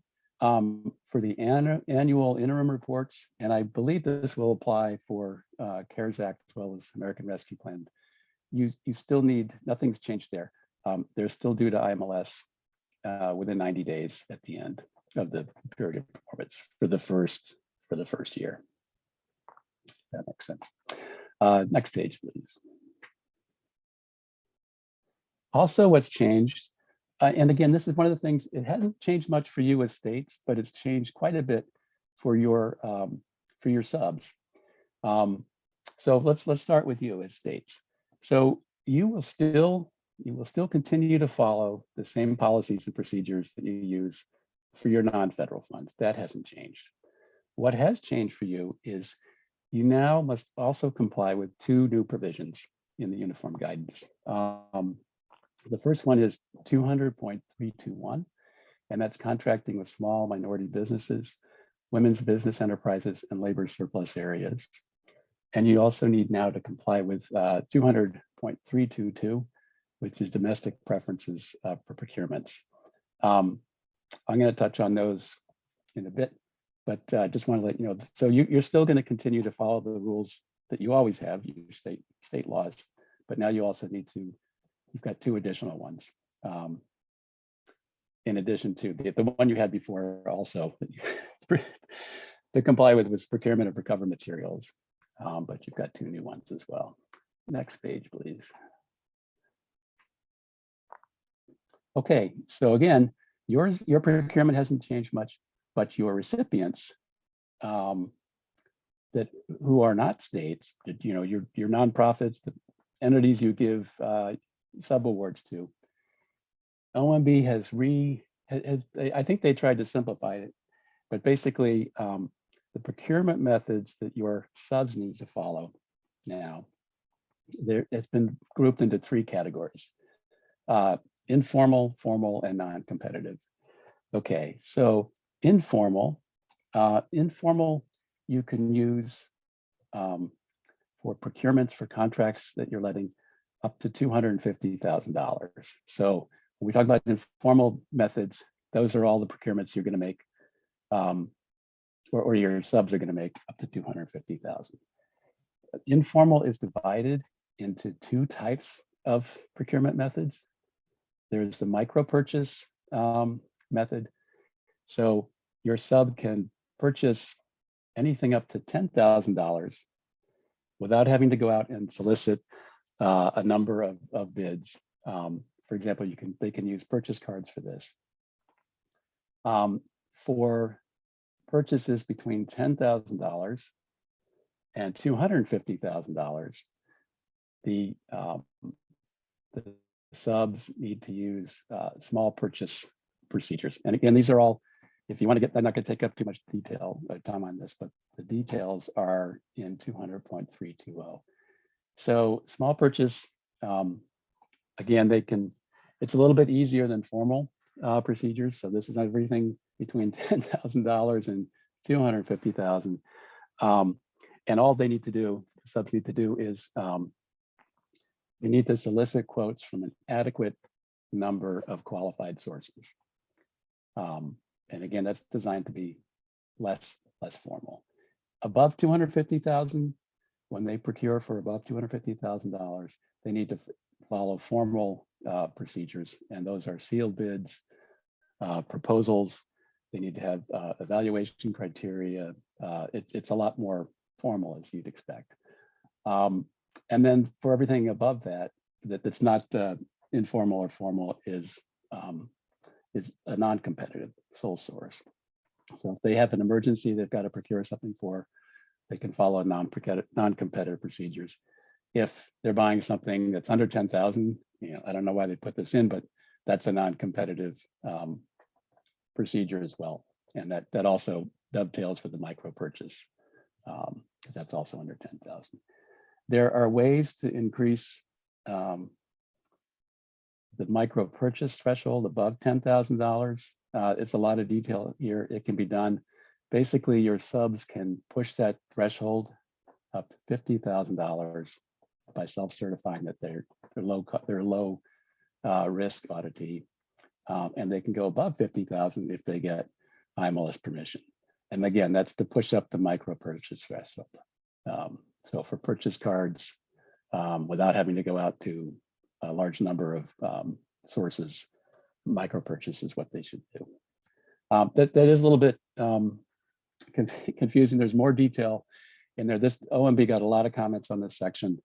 They tried to simplify it all. But if you look at 200.320, that spells all out what I've been talking about. And if you also look at the Federal Register, you'll see OMB has responded to the comments they received and responded to those comments in redesigning this section. I think I'll leave that right now. Terry, next slide, please.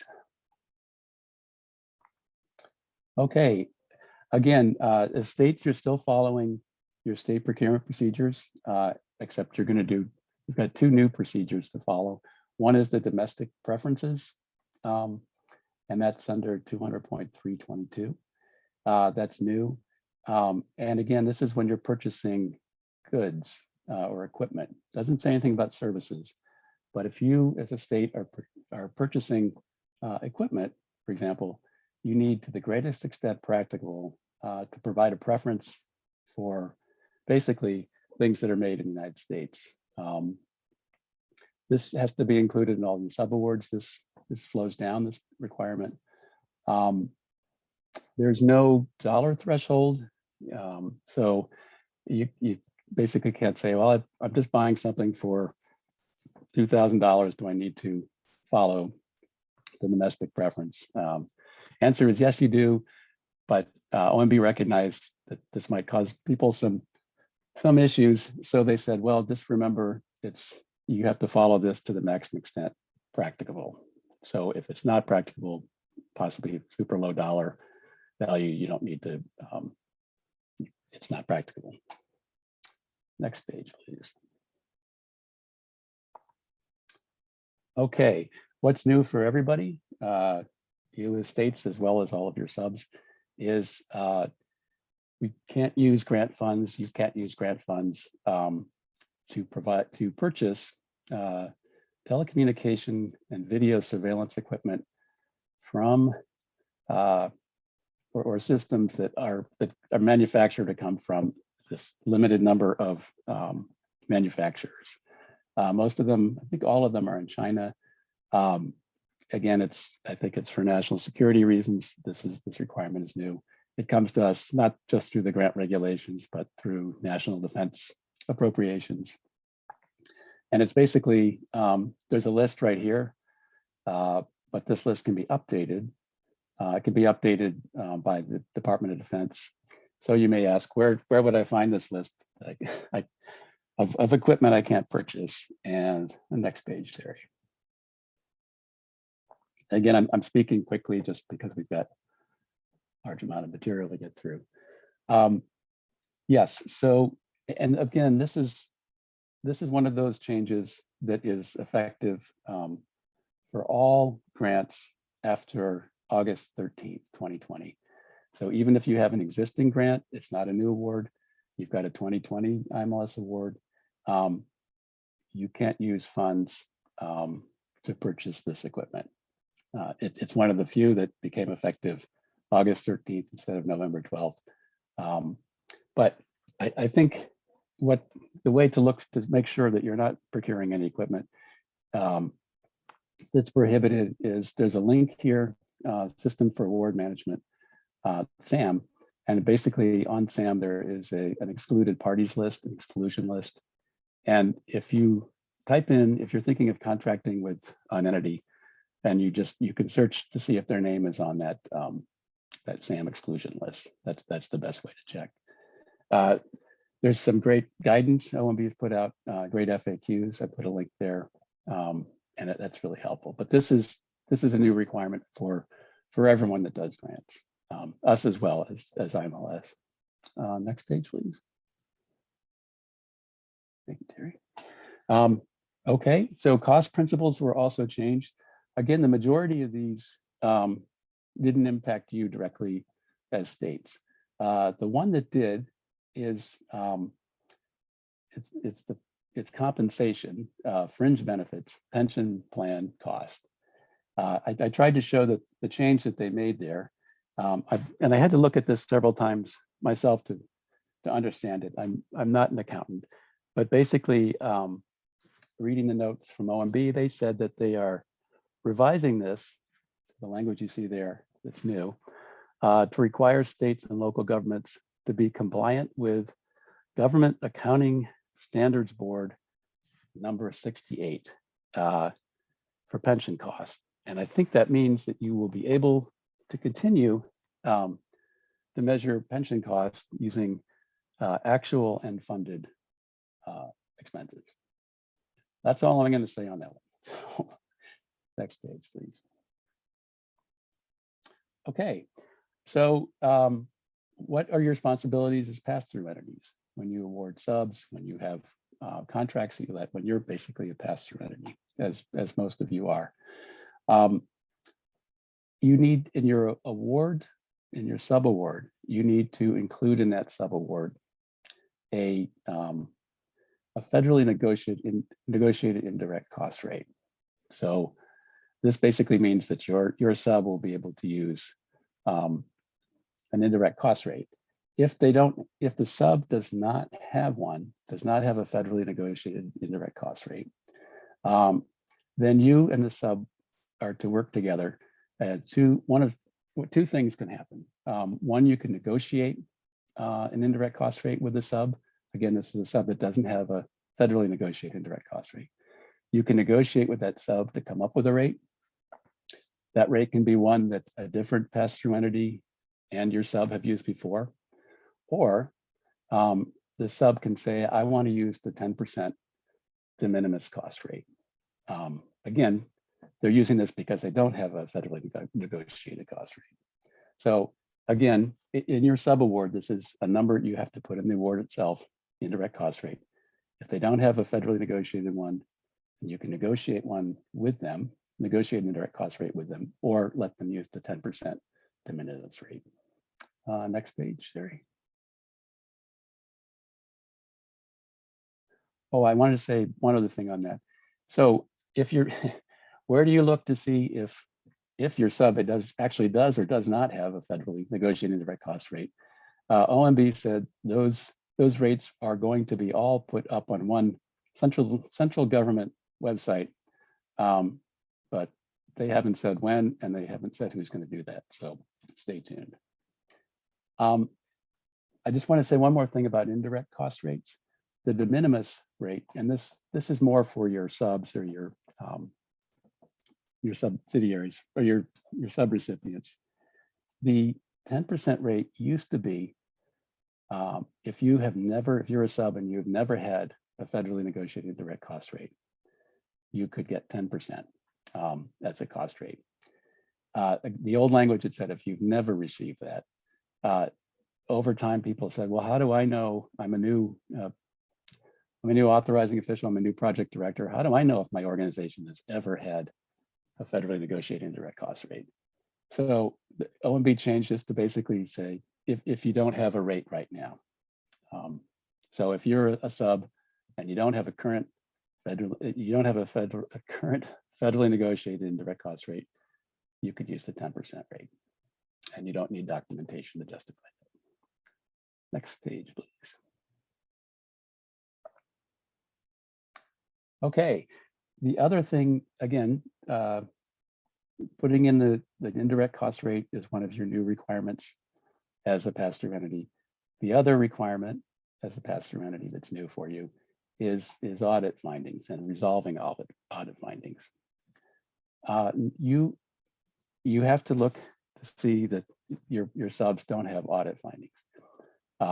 If they do, you only need to be concerned about resolving the ones that pertain specifically to your award, not the audit findings that are general. They call them cross-cutting findings. So if your subrecipient has audit findings and it covers a number of awards, you only need to worry about the one that you're giving them, and that's new. Next page, please. This is sort of new electronic age. You should, wherever practicable, use open and machine readable formats for reports, for information, for documents.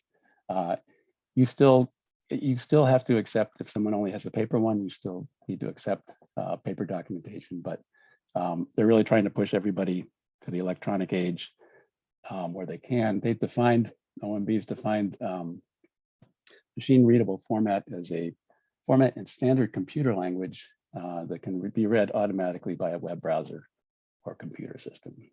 Next page, please. Okay, closeout is sort of the other half of the final report submission that we talked about earlier, where you have 120 days. So in the closeout, when you're closing out your IMLS grant, when you're closing out your subs award to you, basically you still have 120 days to get your final report to IMLS. Your subs still have 90 days. That can be extended if there are reasons to extend it. The sub also has 120 days to liquidate all of their financial obligations. Used to be 90 days, now it's 120 days. Next page, please. Oh, and Cam, you have about 15 minutes left, just so Great. you know, for timing.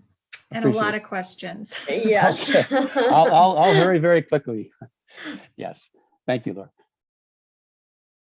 Okay, so they put a little teeth into this OMB. They're basically saying if you have these awards have to be closed out in a year. If you don't have all the information from your subs, you just have to close it out with whatever information you've gotten. If IMLS doesn't receive all the final reports that are due to it after a year, IMLS will close up the award with the information it's received, and IMLS will then have to report to FAPIS the fact that the recipient has not complied with the terms and conditions. So that's new. Next page, please. I know we've got a lot of questions. Other changes, I've been talking about the uniform guidance changes. The other 3 changes, and I'll go through them very quickly, are, well, let's just start with the next page. Okay, this is for 2 CFR Part 25. Very quick. There's some terminology change. You're probably all familiar with DUNS. The DUNS number, Data Universal Numbering System, that comes from Dun & Bradstreet. Right now, everybody has to get a DUNS number. OMB and the world are changing over from DUNS to a UEI, which is Unique Entity Identifier, which will be given to everybody to replace DUNS. So Sam will give those numbers out. SAM, of course, the System for Award Management. Next page, please. Okay, so what's new for you is that you have to inform your subs that they need to get a UEI, Unique Entity Identifier. So you can't make an award, a sub-award to them unless they have one. So subs have to go in and get a UEI. They have to get a UEI through SAM, but they don't have to complete the full SAM registration process, but they do need a UEI. Okay, next page, please. So when will this changeover happen? What we're anticipating hearing is that everyone will still use DUNS until October 1st of this year. Between October 1st of this year and early April next year, SAM will accept either a DUNS number or a UEI. After, I think it's going to be April 4th, 2022, only UEI will be accepted. Next page, please. IMLS can grant an exception if there's an emergency that prevents somebody from completing a UEI. If we do grant that, they still have to get it within 30 days. Next page, please. Part 2 CFR Part 170, and again, I apologize, I'm doing this so quickly. The only thing that's really changed for you all is you used to have to report sub-awards that were $25,000 or more. That $25,000 threshold has been bumped up to $30,000. So now you need to report sub-awards that are $30,000 or more. Next page, please. Okay, this is the last one. Never contract with the enemy. Who would? This probably won't apply to most of you. I'm not sure when it would. It's for subs that are over $50,000 that are performed outside the United States and that are given, that you give either as a sub-grant or a contract to someone who's actively opposing the United States or coalition forces. Hopefully you won't do that, but that's a new requirement, just to check. We check before we make awards that that nobody is on this list. And again, this will be found in the new SAM list. But you probably won't. I don't think you're doing many overseas projects to enemy combatants, but this is a new provision. Next page, please. Yeah, finally, so we just tried to put together some resources. There's a lot I've been talking about. There's a lot that's changed. If you need to find pretty much the latest version of, well, what do these provisions actually look like now? If you go to ecfr.gov, that's the electronic system. I think it's done through the general GPO, General Publishing Office, Government Publishing Office. I go there when I'm just, if someone asks me an allowable cost question, I'll go there because it's got all the up-to-date consolidated language on the regulations. If you want to find out more about, well, why did OMB change this provision or that provision in the revisions, you can go to there's a link there for the August 13th Federal Register notice. And again, probably the most important thing is just knowing, well, what does the regulation say? But if you really want to find out why did they make the change, this is the place to look. Of course, like everything else, once they publish it, there were corrections that they had to make, not many. And then that third link, the ECFR site above has made the corrections. So again, if you go to ecfr.gov, you're going to find the latest consolidated synthesized language. And finally, there's the CFO.gov, which has a ton of resources that used to be all on performance.gov. Is it possible to click and see? If you have a second, if we click that, the CFO.gov link.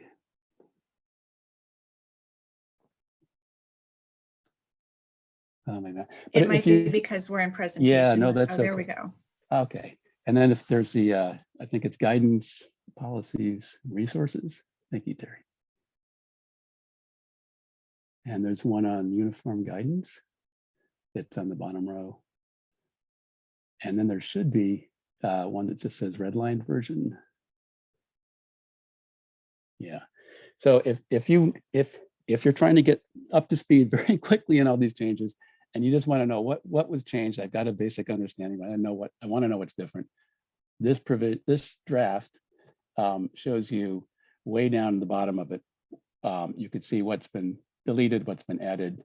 It's red line. It's actually blue line, but it's a good quick reference. It's not the official version, but it's the best thing I've seen in terms of tracking what's new and what's different.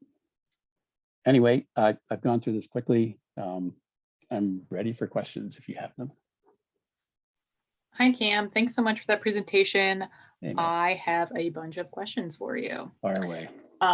Debbie Musselman asks, do we have to give subawardees 90 days to submit their reports? Can it be less time? It can be less time if you negotiate less time with them. If they get 90, but if you can talk with them and they agree to do less, they can do less. Great. There was a few questions around what grant this applies to, and I answered in the chat. But because these changes went into full effect in November, your FY20 award is not affected, but your FY21 award is. Is that correct? That's a great question. Yes. So I guess the easy part of that is your FY21. All parts of it now need to follow the revisions, the uniform guidance changes that we've been talking about. So that's your FY21 award.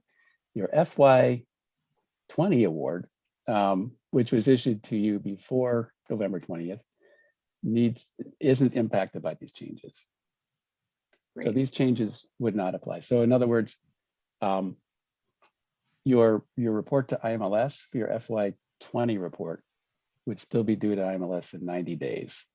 Your FY21 final report, because it's new, you would now have up to 120 days to be submitted. Right. That said, if your FY20, although I just said it needs to follow the pre-existing guidance, if the only thing that if you have an FY20 award and you're going to procure equipment, you need to make sure that that you're not running afoul of the prohibited equipment restriction, which came into effect on August 13th last year. Great. So again, to find that out, if you're going to be buying heavy machinery or just a lot of equipment, look at 2 C.F.R.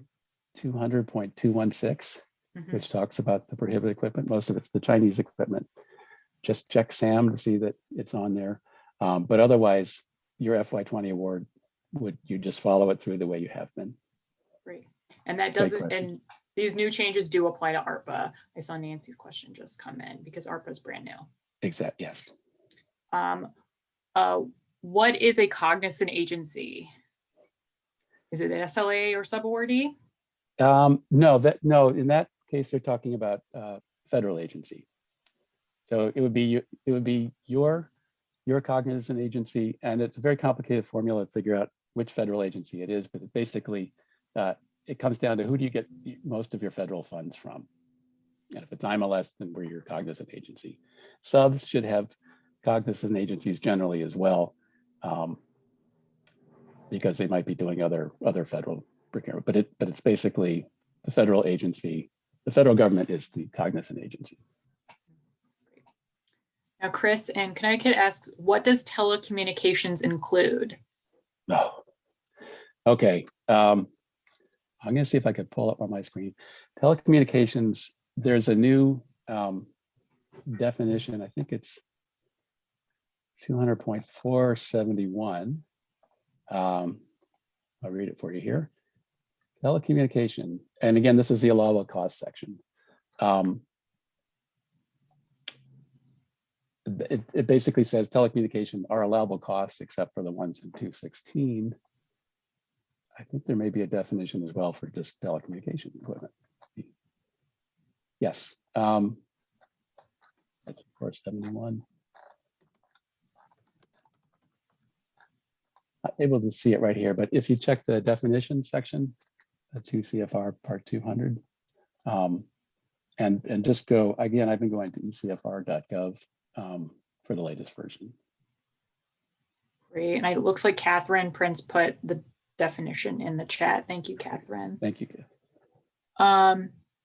Do indirect cost rates need to be an option for small grants like $5,000 or less? They haven't made a distinction for that. So, so if you've got a sub grant that you're giving, they haven't said below a certain dollar you don't need to give indirect cost rate. So I would say yes, all sub awards should have an indirect cost rate. I think that answered, is there a dollar amount threshold for indirect cost rate? I think that's essentially the same question. So it's all sub grants, or I guess is there a dollar amount threshold for indirect cost rates in general? Not that I'm aware of. Again, they're not for contracts, but they are for sub awards, if that makes a difference. So, okay. You know, if you're giving it to a nonprofit, they probably should have one. If they don't have one, then they're entitled to get to the 10% de minimis rate or another rate that you negotiate with them. But I haven't seen it say you don't need to include indirect cost rates on your sub awards. Mm-hmm. And Chris asks, how was this different from the previous regulations?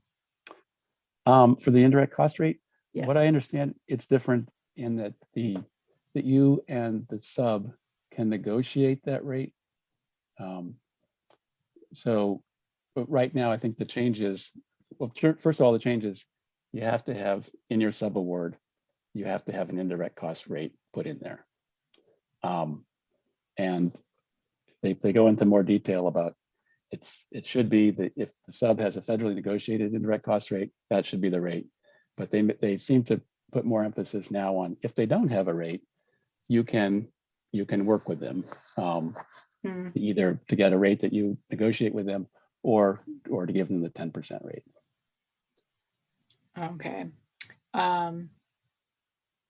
Leah asks, can we just continue to use the de minimis instead of negotiating rates?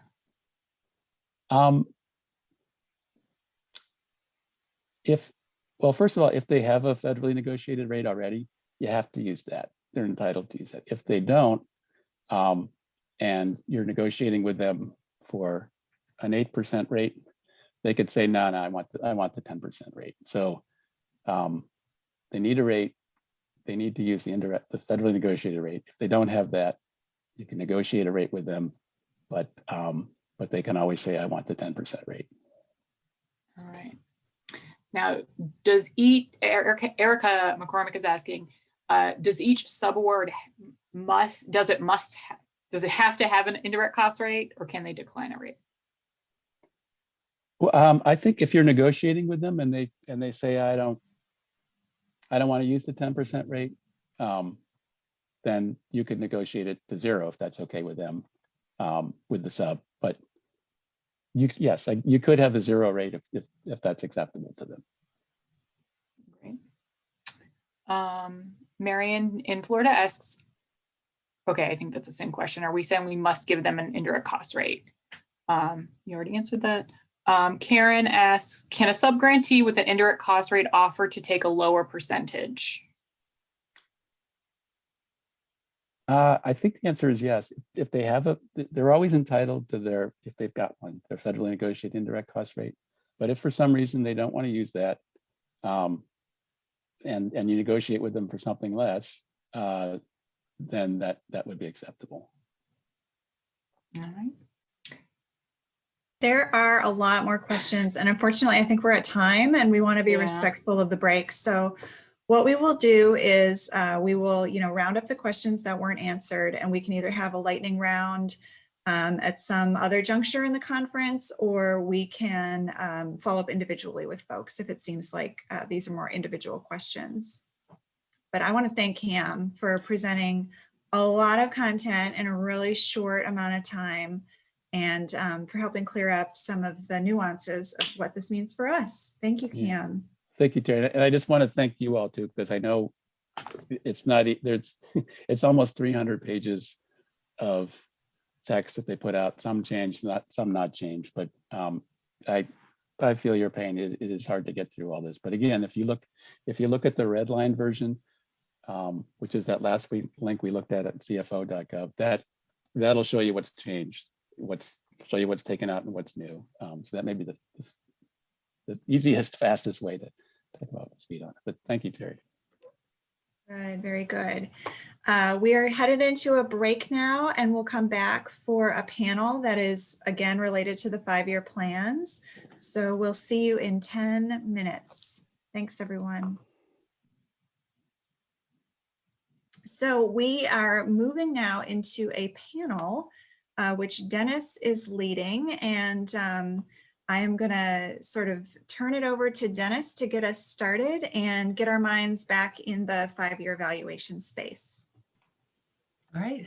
Thank you so much, Terry. I was so tempted during the break to change the slide to put Terry DeVoe 3 times in the panels just to keep the joke running. I don't know why the whole thing tickles me so much, but I can't seem to get over it.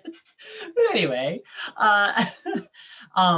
as the title refers to, we have the great pleasure of bringing on 3 experienced state library folks / LSTA coordinators who have done the evaluation process before. And they, 3 of them bring very unique perspectives as well. And so I'm excited to get started. I'll introduce them, and I'll also stop sharing a PowerPoint so it's more one-on-one faces and conversation with the panelists. And so I'll introduce them, I'll ask them a couple of questions, and then there should be ample time for some questions from everyone here so we can really talk about as much evaluations from a practical logistical perspective as much as possible. So what I'm going to do now is bring our panelists to the spotlight, if you will. So I'm going to spotlight myself and Karen and Colin and Janet. Hopefully this is working the way I am hoping it will work. And I'm going to stop sharing my screen. It should just be us. Okay, this should work just fine. Let me know if there are any, or let somebody else who's paying attention to the chat, if there's any issues, and we can go from there. So without any further ado, I'll go ahead and introduce our three wonderful panelists. Karen Egan from the Illinois State Library. She has been at the State Library for 25 years, but her first job in libraries was when she was 16. She was hired by the local public library primarily to shelve books during their summer reading program. And then she started her professional career as a school librarian and went straight to wonderful state library work. She was originally hired to work as the youth services consultant until the director called her in one day and said, "Have I got a deal for you?" LSTA coordinator was calling her name, and she was doing that for the next 18 years.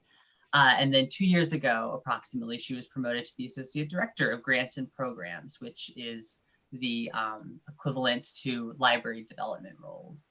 And this is the fourth evaluation that she's been directly involved in.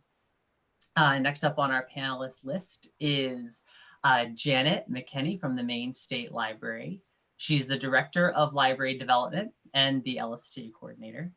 And the Library Development Division at the Maine State Library supports all library types in Maine, public, academic, K-12, and special, by providing statewide services via their staff and with contracted partners, which includes technology initiatives, statewide ILS, the statewide catalog, ILL, van delivery service, professional development, consulting service, and the state network's internet connections. So just, a modest list of your average state library work. And Janet herself has worked in special, academic, and public libraries for 34 years and has been with the Maine State Library since 2006. And this will be her third evaluation. And last but not least, Kellen Rauya from the Alabama Public Library Service. She is the Assistant Director / LSTA Coordinator at the Alabama Public Library Service. I think you're seeing a trend with these esteemed panelists that they're / LSTA Coordinator because they've been there long enough to absorb and to do many things at the State Library. And she has more than 30 years of experience with libraries, 18 of those at the State Library in particular. And she has 3 evaluations under her belt and is gearing up for the 4th. So to put all of that together, I did some fast math. And collectively on our panel, we have 89 years of library experience and 8 evaluations have been completed between the 3 of them. So I don't think there's much more that I need to say to justify our having them speak to their experience about the evaluation process. And we're so grateful that they're here to share their experience. So I am going to start by opening up the panel questions with a simple question. Why each of them chose the evaluator they chose for their 2013 to 2017 plans, and chosen at random, but deliberately and organized way. We'll start with Janet from Maine to kick off the discussion. Thanks, Dennis. So the Maine State Library is part of COSLINE, which is the Council of State Library Agencies in the Northeast. And traditionally, there's about 12 SLAs in there, and traditionally we group together to do a joint RFP. And not every SLA signs on, but most of them do. And so Michael York, our esteemed state librarian from New Hampshire, is also the treasurer of COSLINE, so he spearheads the RFP for us. I think in the last evaluation, we had 6 libraries on the RFP, but ended up with 10 libraries joining in. And we had about 4 responses, and then each state reviews the RFP responses and then sends their rankings to Michael. And so then it's basically judged by, in that way. So the last evaluation, Quality Metrics, received the highest rankings from all the states. It was a new company, but had a connection in history with Bill Wilson, who had performed the previous evaluations in the last round. And so when people were looking at the RFP responses, there were some respondents that weren't really librarian focused. And so that was one of the concerns when everybody was evaluating the responses. I think quality metrics, because of the link with Bill, kind of went up on everybody's radar. And so Maine does statewide programs, and we've never done subgrants. So the evaluation is a little simpler in many ways than those of the other states that had subgrants, through the contract. But I think it was a real challenge for quality metrics working across the states with not only different approaches, but we seem to have kind of a scrunched timeline because they were a new company, and I think they had a hard time kind of coordinating what they were doing. So the capacity issue of the RFP will be what I'll look for in this evaluation. How many people are there and how many states, are responding to the CAUSELine RFP. And one of the reasons we do this is the hope that there's not a lot of evaluators in New England, so travel costs go in. So it's always the evaluators come and they travel and stay in Boston or somewhere centrally, and then move out to the different states to get their work done. Great. That's it for me. Great. Karen or Kellen can. Sure, I'll jump in next. In Illinois, we contract with the Institute for Legal and Legislative Policy Studies at the University of Illinois here in Springfield.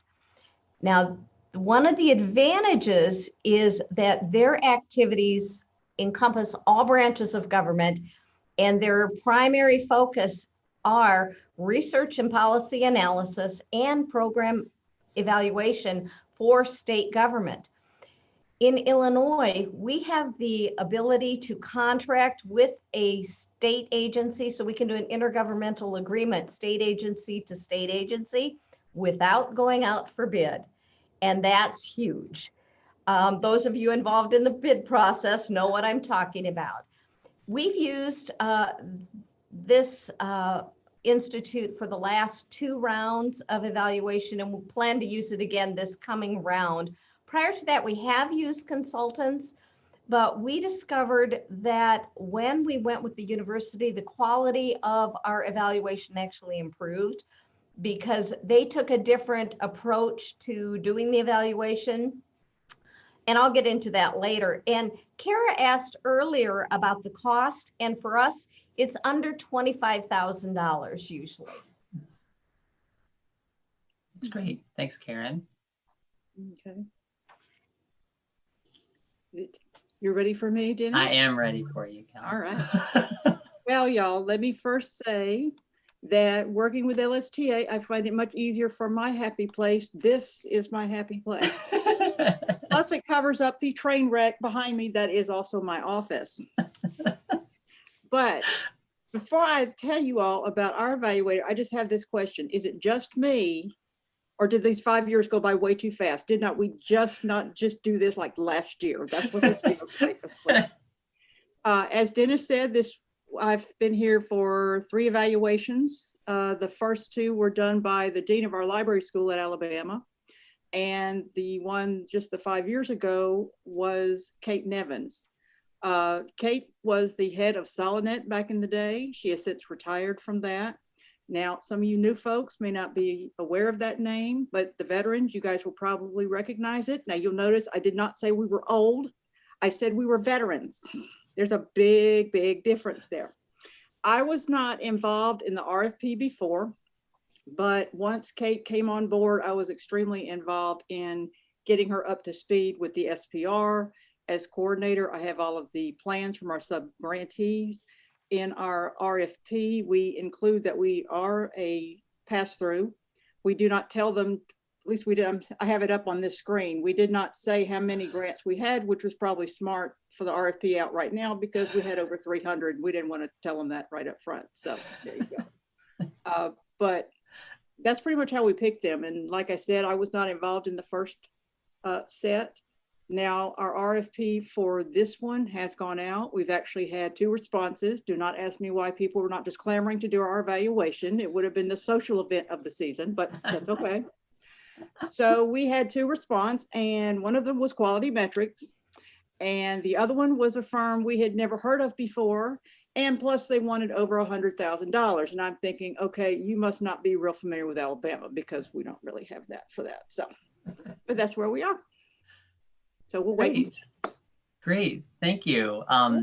So obviously immediately you can see the differences in evaluators that were chosen, the scope of it, whether the evaluator was used just for the evaluation or to, also for the plan. And so it really is an interesting approach to take. It's interesting how varied the approaches are, certainly. So the next question I have for the group is, what were some of the lessons that you learned the last time throughout the evaluation process? Lessons like how the process of getting the data for the evaluators, working with the evaluators' schedule, those kinds of things you may not have anticipated. So for this one, I will start the answers with Karen. All right. Well, first, I'm going to share the good, bad, and the ugly with you under this question, you guys. So, but first, let me start by saying in Illinois, we use the LSTA funding for a mix of statewide programs as well as subgrants. So keep that in mind. As Dennis mentioned earlier, the 5-year evaluation is really a 3-year evaluation. And I just wanted to share with you how this looks in Illinois. We use the federal funds the second year that they're available because they're available for 2 years. And it's usually, stick with me on this math, you guys. And it's usually on the state fiscal year of July 1st through the June 30th timeline for subgrants to have their funds obligated with another 45 days to have the money paid out. So, you know, it's the July 1st through September 30th, then the second year. So it does give us 3 years of full activities rather than the 5 years. And the last round for those 3 years, we had 246 subgrants. Now, that's okay that we're doing 3 years because what it does is it gives us enough information to know if the plan is meeting or not meeting our goals. And there's always that little wiggle room in there of those 2 years that don't really get evaluated. So just keep that in mind that happens with us. Now, our evaluator did use the reports from the state program reports, but he also wanted as much information as we could provide. That included applications, subgrants reports, any surveys or analysis that we had done internally. And so that meant that it was too much for us to email to him. So we actually put things on a thumb drive and drove it over to him and handed it to him and said, here you go. Let us know what else you need. Well, then we were doing press releases and as somebody said earlier, the newspaper articles and whatever we could provide for him. And he also, you know, followed up with subgrants and followed up with us for more information as well. So once we got the initial data to him, he worked with us to figure out what gaps might be in the data that he wanted more information. And again, we either did surveys or more interviews. And you might be surprised to learn that subgrants misreport. No matter how many times we say, pick one focal area. There are some grants who look at, or some subgrants who look at the focal areas like a smorgasbord and say, oh, I'm going to do that one and that one and that one for the same project. And they check that the project will actually impact every one of the focal areas when in fact, we know that's not true. So when the now the state library enters the reports into the state program report, we don't give the subgrants the authority to do that, because that's where we correct their errors so that we can fix them when they come into the SPR. Why I'm saying this is the evaluator recognized our frustration that subgrants don't always accurately report. And it gets uglier when they talk about counting attendance, but I'll get into that in a minute. So what our evaluator did, and Matt mentioned this earlier, that he treated all the subgrants as if they were informants in an ethnography. And he used special software and treated all of their reports and documents as if each one were an individual interview with that subgrant. And somehow this magic happened, and he was able to do this huge analysis of the results. What I especially liked is he unbundled projects that we bundled in the SPR. So for example, if we took collection development projects specifically done by public libraries and bundled them in the SPR, because Michelle really didn't want to read 100 reports that said the same thing, the evaluator looked at each of those projects individually and their levels of success in meeting their proposed outcome, as well as the intent of the offering. Subgrants also don't always count attendance. They count attendance the same way. While we're trying to get to how many unique individuals did you impact, they often report programming statistics, which is totally different. So in many cases, the evaluator is looking at apples to oranges statistics and trying to make some kind of comparison. It makes it hard to get a grasp on how many people actually participated in the programming over the course of whatever period is being evaluated. So that's one of the things we really worked at, trying to get consistent statistics in this current round. Now, for us, the evaluator schedule was not an issue because we really try to start early and get the information to them as soon as possible. Generally, by August, they finalize their evaluation data and spend the next 5 months or so doing their coding and analysis and follow-up, with the target goal to get a draft evaluation to us by January, so that we can work with them on any deficiencies before the March deadline or for the deadline to IMLS by the end of March. And so for us, we start as early as possible. And I know we are actually hoping to start getting them information as early as next month if we possibly can.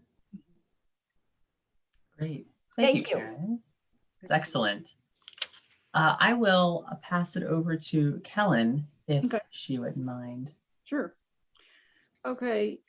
Since we do so much in subgrants with our allocation, Kate had asked for specific information regarding the number of grants in specific categories and the nature of projects.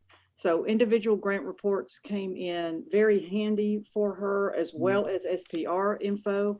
I use the individual grant reports in my SPR info, and I certainly feel Karen's pain. I understand that.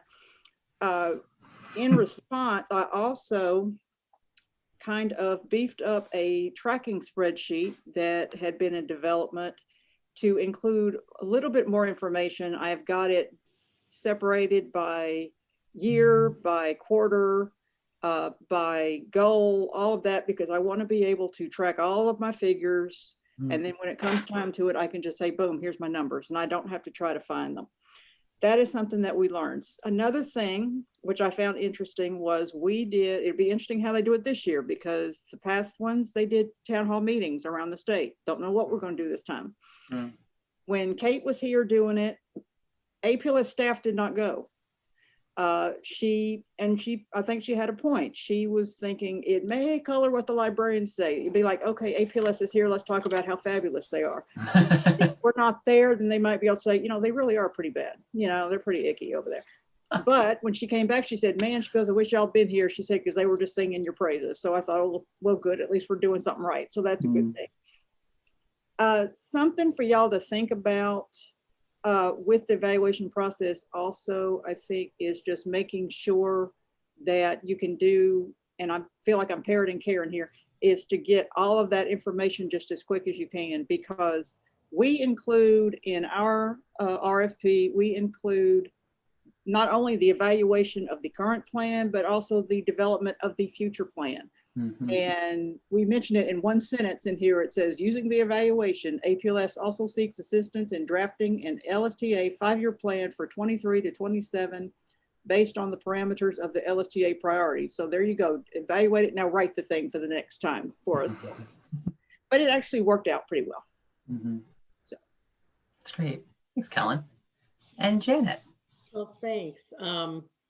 So Maine doesn't have subgrants, so a lot of the complexity that Kellen and Karen talked about, we didn't have. But the last plan was the one that I was majorly involved with. And so, first of all, the data collection was difficult because, again, we're not looking at the entire 5 years. I think we were able to look at 3 years, but there was also it was 2 different versions of the SPR data. And so downloading the SPR data caused all kinds of problems, and the evaluator was upset that she didn't have all 5 years. And so that was like one of those learning things, like you're never going to get those 5 years. And so we started off on that kind of panicky foot.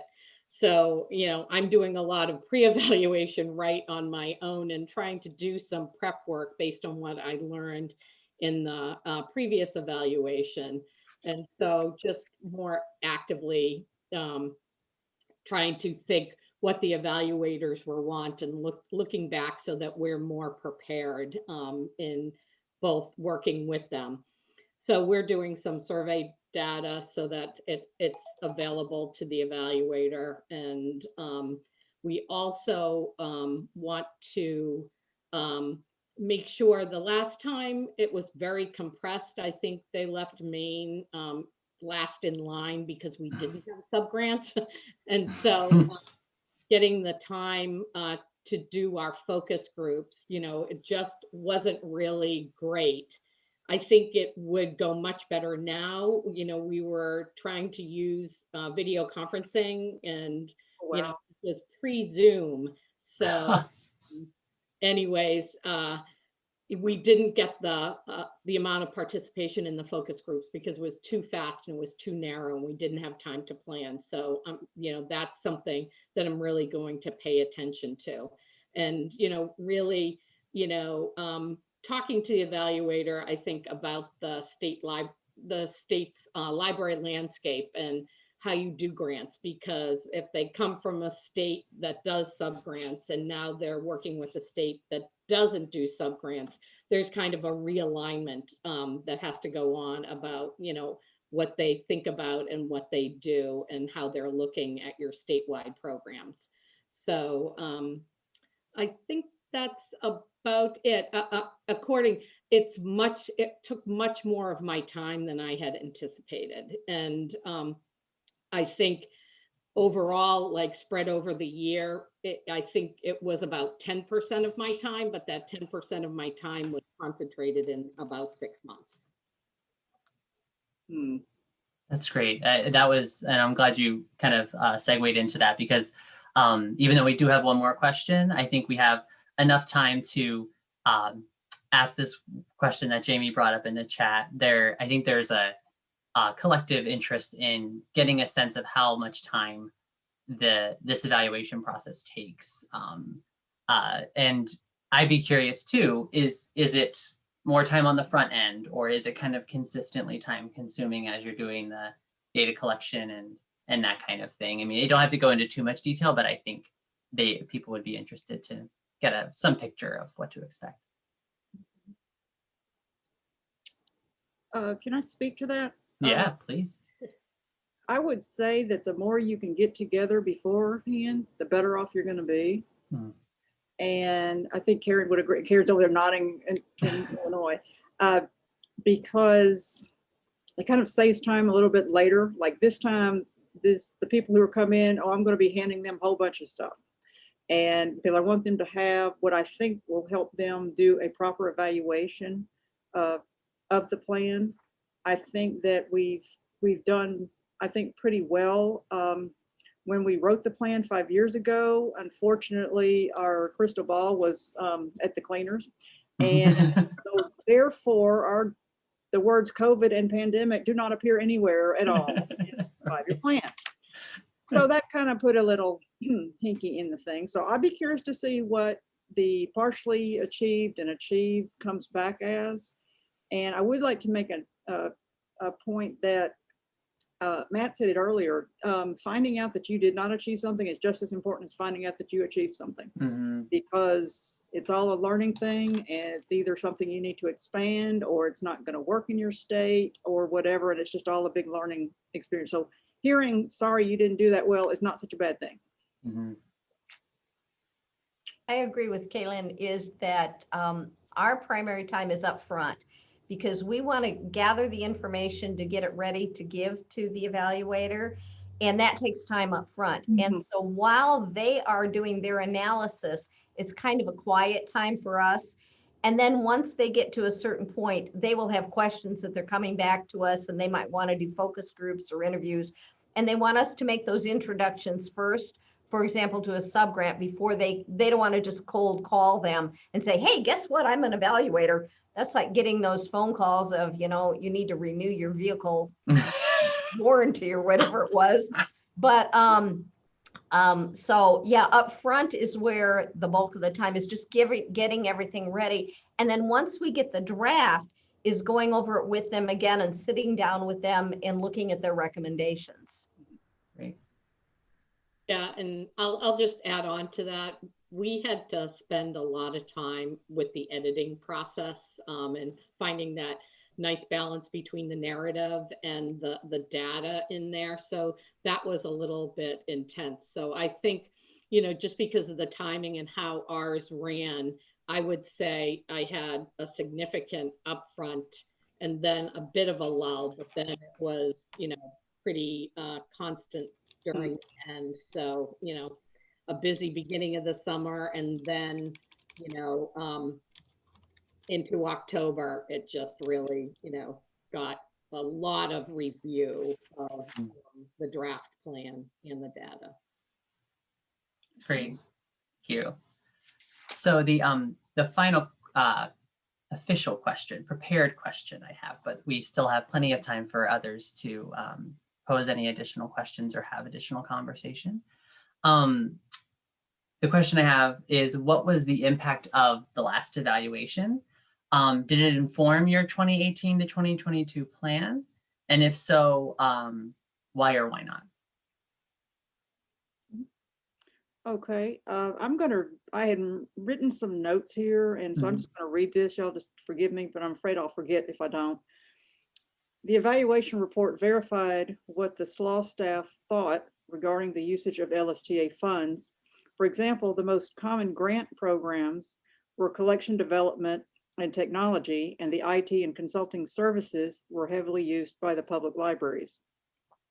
There were no major changes added to the new plan for the 18 to 22 based on user survey and focus group data.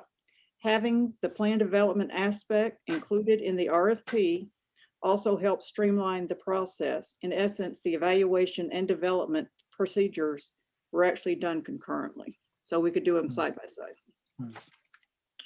So I'm afraid I was going to forget something if I didn't write it down. Sure, no, that's helpful information. So for me, I think the biggest takeaway from the evaluation, and we're actually looking at it already based on response from federal program officer, that one of our programs was really too big and it had too many activities. So we looked at those activities in-house when we were writing the plan based on what was written in the evaluation. And we created 2 new programs out of that one big program. So the next plan plan absorbed many of the same activities and all the same kind of things, but, did, separate focus. We had CE combined with our consulting activities, and we split those up. And that was probably the largest thing. But then we're really able to kind of focus on those two programs and look at them separately. So I think that was the best thing we learned as we were reading through the evaluation, was the evaluators outside look at, the program. We had already changed the program of how we were working with libraries from 3 regions working towards 9 regions, or working that way. And so it was a logical time to make that change in the plan. So, and it was also a time when, LSTA funding was, under question and whatever. And so we really struggled with writing the plan that year, of how aspirational to be, because, the federal funding, in my mind was questionable. And we had people on staff that were really worried about losing the federal funding. So, I think the best thing is that we really were able to take stuff from the evaluation and work it into the new 5-year plan. Great. Well, for us, the last round was kind of like an anomaly for Illinois. The last evaluation and plan were due in the midst of the budget crisis that we were going through in Illinois. For those of you that didn't know, for 2 years, the state of Illinois was without a state budget. There was absolutely no spending authority, which meant we couldn't make our MOE for 2 years because we didn't have the authority to spend money. And organizations dependent on state funding were shuttering their doors. We drafted the 2018 to 22 plan while we were in survival mode. We were carefully watching our drawdown of the LSTA funds so that the limited matching funds we had could cover LSTA funds being drawn down. Forget the MOE, we were worried about the match. We weren't comfortable proposing to do anything perceived as innovative and creative during that time when survival was the key word. And status quo was a good thing. So there were no major changes at that time that we made to our 5-year plan. However, the evaluation gave us some really good information. And, Matt talked about partially meeting some of your goals. We looked at that as opportunities, that maybe those were goals that should continue because the library still needed time to address those issues. And so that's how we looked at it as well. And we asked for recommendations from the evaluator and used those in our plan, with him also realizing that it was survival time at that point. It's really, really insightful. Yeah, well, I appreciate all of your perspectives, and we still have plenty of time for questions. What you were mentioning, Karen, also just reminds me of how the 5-year planning process really does help empower each state to take the broader purposes and priorities of LSTA and tailor it to what you all know is specifically going on in your state. And I think that's what you just described, Karen, is a great reflection of its value in that way. We have a question from Sulin, but at the same time, I neglected at the beginning of this panel to push out another poll. It's a very quick one. And if Madison can do that while I ask Sulin's question, it just gives us a sense of how many folks who are in attendance today have done an evaluation before, or if this is their first time. We're very curious to know kind of what the forecast is for everybody across the country this time around. So Sulin's question was, do you think the evaluator's location will matter this time? she was thinking much of it could be remote with little to no travel compared to the last cycle. I think it will help because we tried to do some remote stuff, but just trying to gather people together, when the evaluators had, like, here are the days I can come to Maine. Now we have to find the people that can come to the focus group on that day at that specific time. So there was, I think because our evaluator had actually too much to do, that was a problem. So I think everybody's really used to Zoom now. And so I'm really kind of looking forward to it because I think that will be super helpful. And, I'm looking forward to it. I think there'll be actually more communication. Yeah, I think oh, go ahead. I'm sorry. I think that's what we expect as well. The previous 3 that I was here for, like I said, the one of the evaluations was in state, and then Kate, of course, is just over in Georgia, so she could just hop, of course, across the border over here.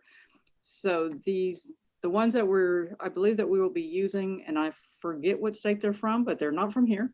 But I think that Janet's right. It's going to be Zoom meeting time. I really do. Something different. Absolutely. Yeah, I agree. I think Zoom is going to be really popular for answering questions about the evaluation and the use of the funds. Well, y'all don't know it, but see, I've got my JAMA pants on down here. I'm just teasing.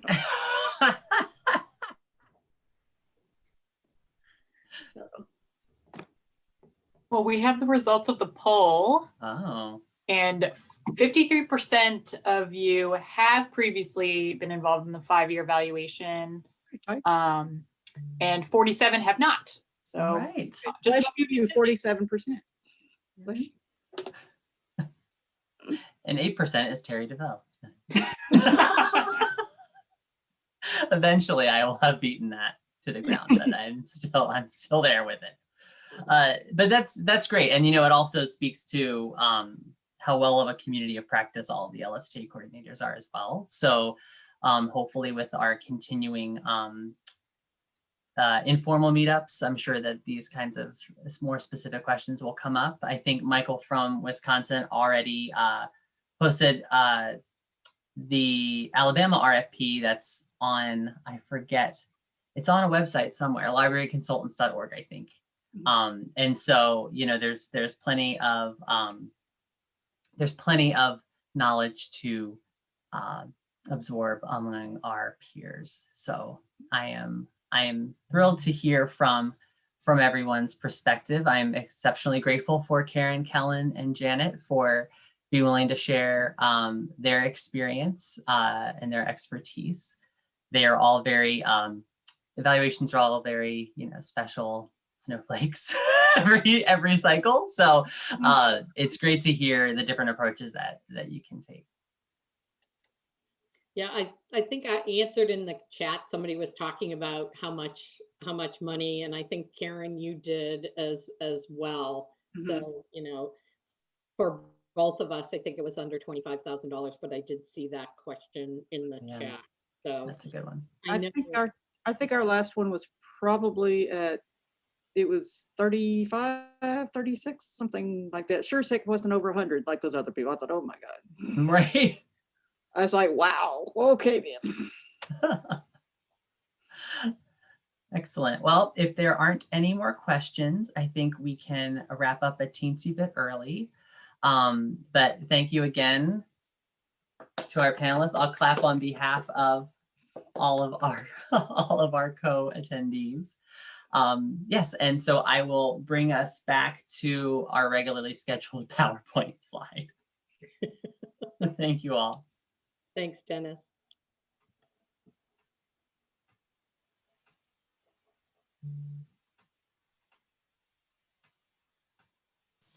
And while that's getting switched out, thank you, panelists, for that state perspective that we frankly can't give as IMLS. That is so valuable to everybody on the call today.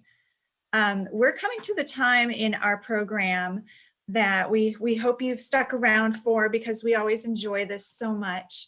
It's a chance for us to reflect on all the great things that you have done over the course of this year. Dennis already mentioned Michael Dennison's great work to sort of gather up these evaluation details. A special shout out to Michael in Wisconsin. And we have more. And then as soon as we're done with this, I have gotten confirmation that Cam will come back and we will do the lightning round of the 2 C.F.R. 200 questions. And they may be, you know, a little partial, but we'll do our best, and then we'll officially wrap up for the day. So please stick around. And at this point, to handle our recognition portion, I want to turn it over to our program specialist, Laura McKenzie, who many of you are probably going to hear from and see for the first time. So please, yay, welcome, Laura. Thanks so much, Terry. I am very happy to present some great awards for all of you. And in keeping with our travel theme here, our first award category is priority boarding. And these will go to earliest S.P.R. submissions. So, you know, whenever you travel, it's always a good idea to get to the airport or train station early, just to be sure that everything is going as planned. This year, we are pleased to recognize states that submitted their SPR early as our early birds. And the following states had the earliest submission. The first is from Maine on December 3rd. Thank you, Maine. Nebraska was the second earliest submission, sending it in on December 4th. And our third award goes to Idaho. They submitted the report on December 7th. Thank you so much. It makes it so much easier for the program officers to begin the flight that is starting the SPR report. Next up is the pre-check category. So this is for fastest certs and assurances. As you know, another good tip is to use pre-check when you're traveling. And when we send out the award document, we asked that you return the certs and assurances within 10 days. So we would love to recognize the following states that quickly got their paperwork completed. It was as if they'd signed up for the pre-check service. Thank you, Alaska, Maryland, Michigan, and West Virginia. All of them submitted their certs on January 21st. And now we'll recognize our tour guides or mentors. Of course, when you're traveling and going someplace new, it's always good to have a tour guide, someone who makes the trip go smoother. So we would like to recognize the following people who have acted as tour guides, sharing with new coordinators their administrative knowledge of the Grants to States program. The first mentor we are recognizing is Cindy Boyden from Ohio. Thank you, Cindy. Next, Rachel Cook from Utah, Karen Reish from Michigan, Jennifer Peacock from Mississippi, Karen Egan from Illinois, Jean Heelig from Colorado, Janet McKinney from Maine, Nancy Medema from Iowa, and Kathleen Moyer Pfeiffer from New Jersey. And we would also like to especially thank 3 people who are stepping down from the mentor role. A few of our very own Rick Steves, if you will. Judy Tyree from Oklahoma, Debbie Hall from Arkansas, and Jamie Ball from Arizona. We would like to acknowledge the contributions these women have made over the years in sharing their experience and extensive knowledge of the grant program. Now, lastly, fiscal frequent flyers. That's all of you, all of the Terrys, all of the states. Everyone knows that when you are a frequent flyer, you win rewards.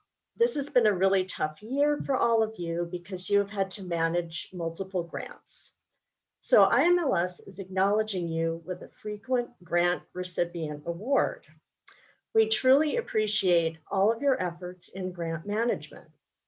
This award entitles you to contact IMLS if you have any trouble with your tickets, can't find your seat, or your luggage. IMLS program staff is here to help you. And now I'll turn it back to Terry. Oh, thank you. And well done, state recipients of the Travel Pun Awards. And thank you for the great chat dialogue that is improving upon our ideas. We will look for the SPR Platinum edition at some point in the future. So at this point, we are finishing like nice and early on our scheduled program. So let's take some time and do the CAM Trowbridge round 2. We've got our questions teed up. And then also as Cam's sort of unmuting and getting ready to answer this barrage of questions, I'll just note that tomorrow, the Terry DeVoe plethora of identities was fine today. Tomorrow, we actually need to somehow address this because we've got to get you guys into breakout groups.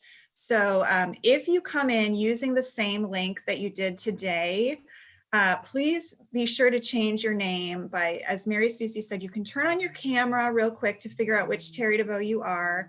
You can go to the 3 dots and you can rename yourself, and we would appreciate that.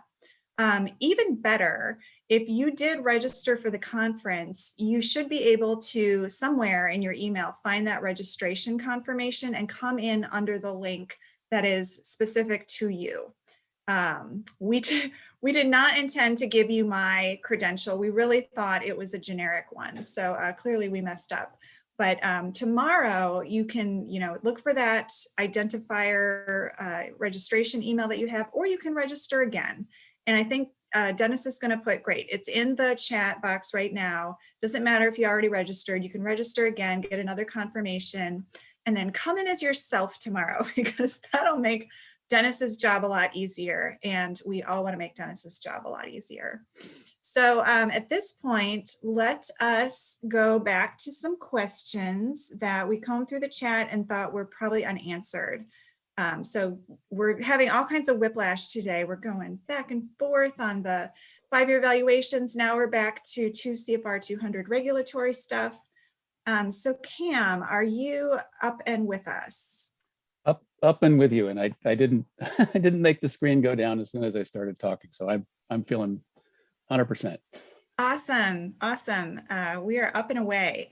So the question that I had written down first as unanswered, is there a threshold for DUNS and now the UE?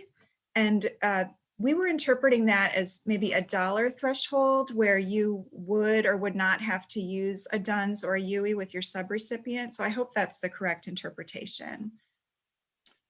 Yeah, I looked very quickly at this, and I forgot to say at the beginning, this isn't necessarily legal advice. I'm just trying to just be as helpful generally as I can. Probably the place to look for that, and I just checked quickly, is 2 C.F.R. Part 25, which talks about registering in SAM. I checked that, and the only dollar threshold I saw was for foreign organizations, and if they're less than $25,000, or if the agency of the IMLS grants an emergency exception for someone, so they wouldn't have to get a registration number, UEI or DUNS. But even if IMLS granted that, they would still have to get the registration within 30 days. So I didn't see a low value dollar amount to that. I think everybody who's going to be a recipient and soon a subrecipient will need to register for the UEI certainly, and DUNS right now. Great. Till October 1st, yeah. On that same UEI topic, there was a question, can schools use their district's UEIs, and can public libraries use their municipalities' UEIs? Without knowing more detail, I would say that sounds okay. Likely yes. In practice, I'll say we have seen that used when we make medals awards, for example, and that is, a public library using a city's DUNS number is sort of the equivalent of that we know happens now. Okay, next question. Are there exclusions to what may be included in calculating indirect costs? And in parentheses, equipment, tuition, etc. Yeah, so if you're getting a federally negotiated indirect cost rate, there probably are various exclusions. There's a whole appendix into C.F.R. on negotiating rates with the feds, and it may depend if you're a state, if you're a hospital, if you're a nonprofit. So I don't have a definitive final answer on that. I would say if your subrecipient is going for the de minimis 10% rate, which is available under 200.414F, which says basically a sub can apply 10% de minimis rate to, get ready for this, to the modified total direct cost, MTDC. And if you're into C.F.R. Part 200, model or MTDC is defined, there's a whole definition for it, but it basically means you're applying the 10% to all direct salaries and wages, applicable fringe benefits, materials and supplies, services, travel, and up to the first $25,000 of each subaward, regardless of the period of performance of the subawards.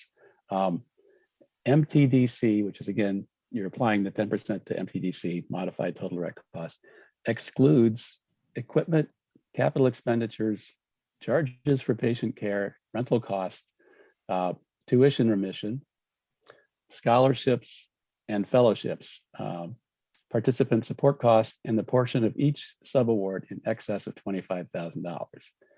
Other items may only be excluded when necessary to avoid a serious inequity in the distribution of indirect costs, and with the approval of the cognizant agency for indirect costs.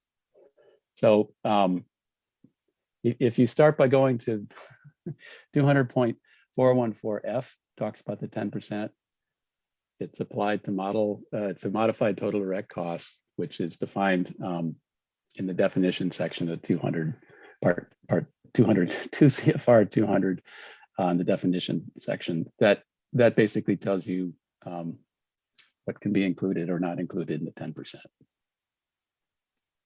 Great, thank you, Cam. There was a question about whether the FFATA reporting system, FSRS, and FFATA will be switching to the UE numbers.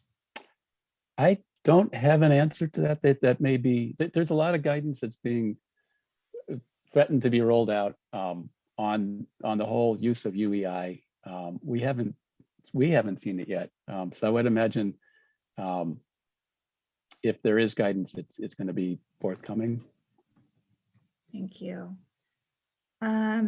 Okay, there was a note that there was a plethora of concerns around the UE that were discussed on the listserv. This was the LSTA coordinators listserv. Can we expect more guidance? Yeah, well, first of all, you're not alone. The federal government is still waiting for, agencies are still waiting for more guidance. I think OMB understands that. We've been on some calls where they say it's coming. But I think you probably you'll hear it when we hear it, but they do anticipate more guidance on this. So stay tuned.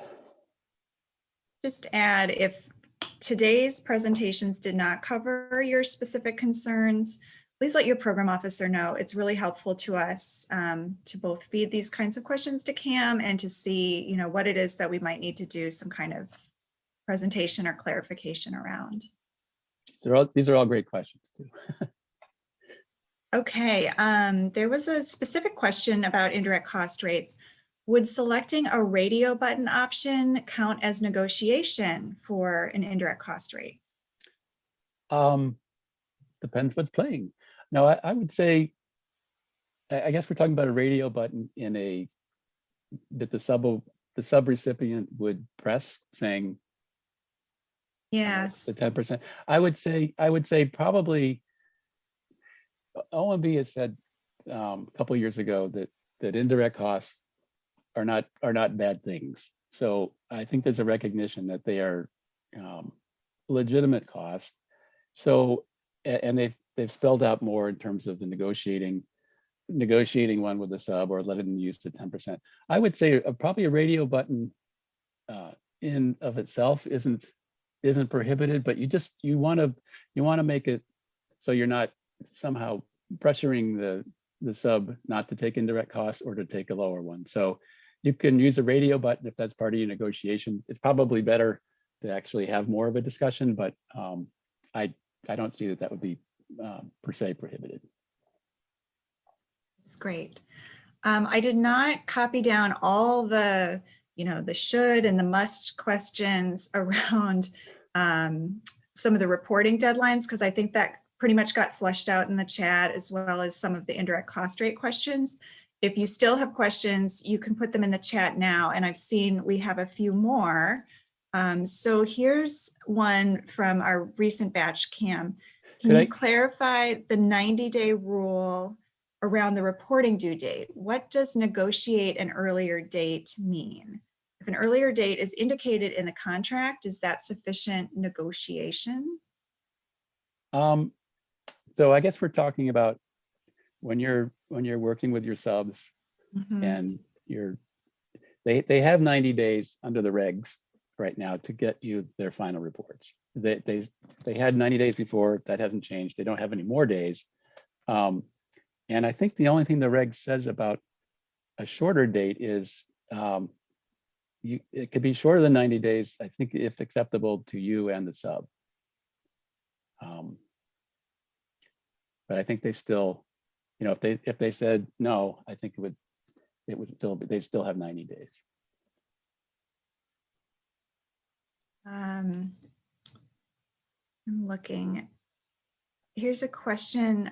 Do subcontractors have to be reported in FFATA and sign all of the subawards certs and have a UE? We have one contractor run a program for us. I might have to look more into that, but I think the UE applies to subrecipients, not contractors. But as of now, you have to let subs know that you can't give them a subaward until they have a UE, which will be after October 1st. But you can't make the award until they actually have one. Now, I guess a distinction OMB thinks is important is they just need to get a UE. They don't necessarily have to go through the full SAM registration. So I think there's a way in SAM you just get a UE by itself without the sub having to go through a full-blown SAM registration. I think this is in response to that first question we asked you about the threshold for DUNS, like a dollar amount. Karen Egan noted, since DUNS is necessary for the FFATA reporting, we could think about the $30,000 amount as a threshold, if that is helpful. I don't know, Cam, if you have thoughts on that. Yeah, I think Karen's right. I think that what's changed from before, and that on that topic is it used to be 25,000 for reporting subs, and they've moved it up to 30,000. I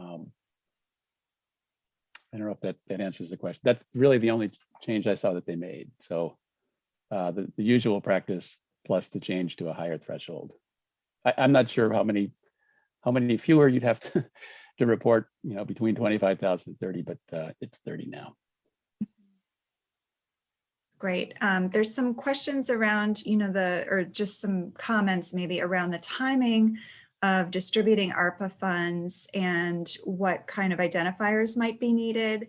For the near term, DUNS would be fine, it seems, and I think we agree with that. The UE will come later. Cam had a slide on that. It had, a fall date when DUNS and UE would sort of be moving together for a while, and then UE all the way next April. That's right. So from what I understand, again, I haven't seen this as a formal full rollout, but from conversations with OMB on interagency groups. Right now through October 1st, it's Dunn's number. From October 1st through, I think it's going to be April 4th of next year, you can use either UE or Dunn's. And then after April 4th, it switches over and they'll only accept UE.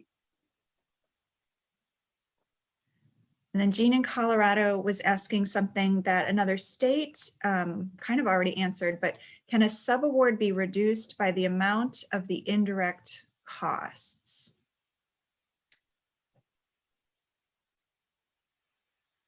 And Michael Dennison offered some examples in Wisconsin of how they do that. Yeah, are you thinking in terms of a cost share from the sub using their indirect cost as their contribution, as their cost share, thereby reducing the amount you would provide under the subaward itself? Jean, feel free to unmute if it's easier to just talk through this. Thank you. Yes, it's easier to talk.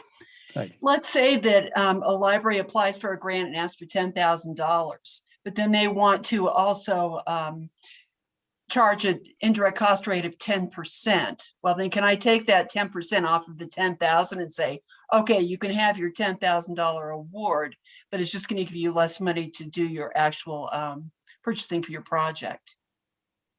Yeah, let me think through this here. So a couple of things, and I know we talked about indirect cost rates a lot during my regular presentation. I sort of went through that quickly. I went back and looked again, these requirements on the states as pass-through entities are all found in 200.332, which is requirements for pass-through entities.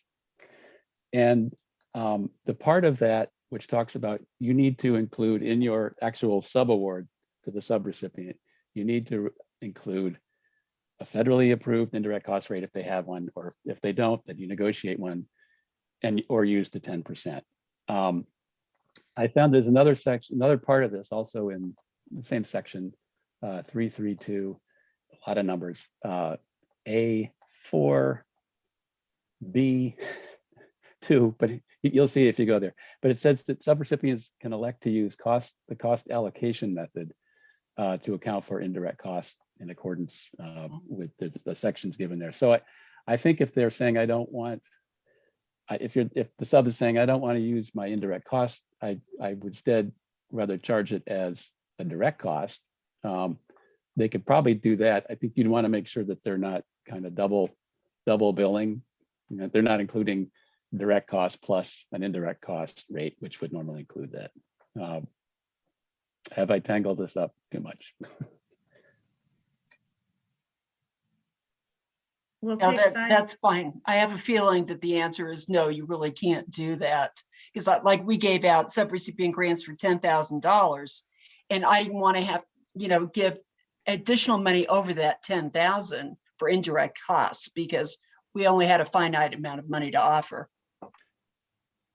Yeah, and again, I mean, they can elect not to, I mean, if you negotiate zero with them, you can do that, but it seems, again, going back a couple of years ago with OMB, they basically said, hey, indirect costs, those are still costs. And, that's why they put so much in here about, being able to include them or negotiate them. But yeah, I think absent, they're saying, yeah, go ahead. I'm not going to charge indirect costs.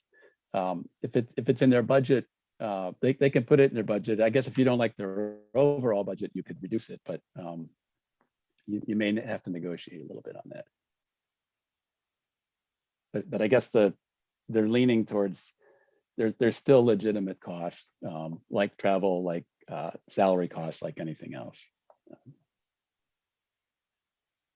We've got Michael Dennison asking, maybe more broadly for program officers, hoping we'll get more information about the partial sign up in sam.gov. What does that entail?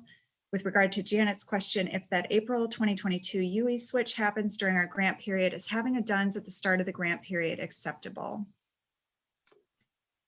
I've I bel- heard, oh, go ahead. No, please go ahead.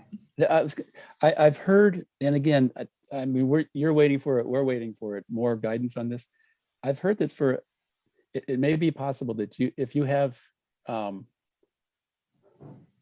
if the switch over may be automatic, in that if you've got a DUNS number in there, SAM.gov might assign you a new UEI. I don't quote me on that, but I think that's what I've heard, because this question's been raised a lot. What That's if we're my mid-flight? Yeah. Yeah, that's my understanding as well.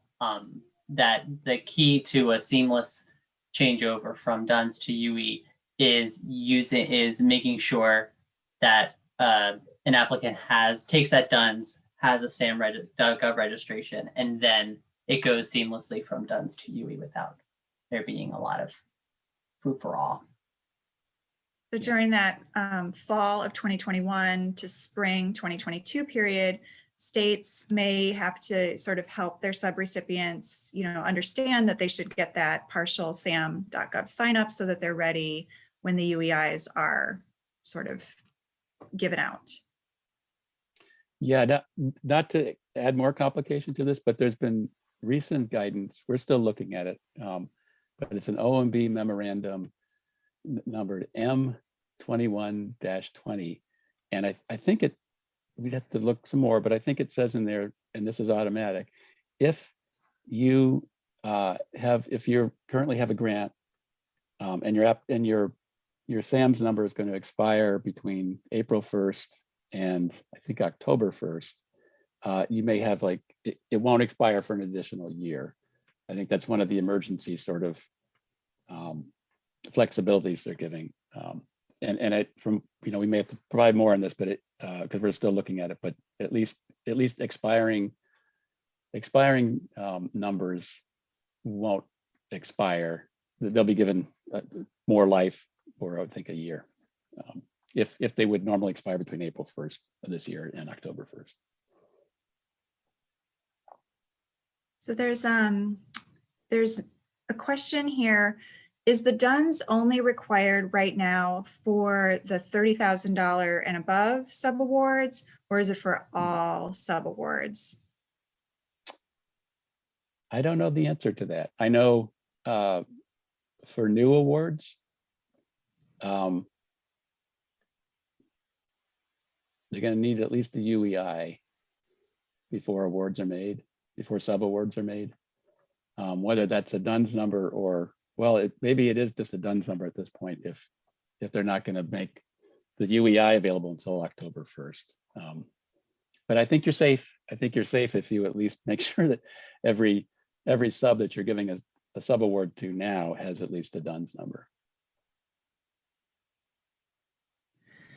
I'm not going to try to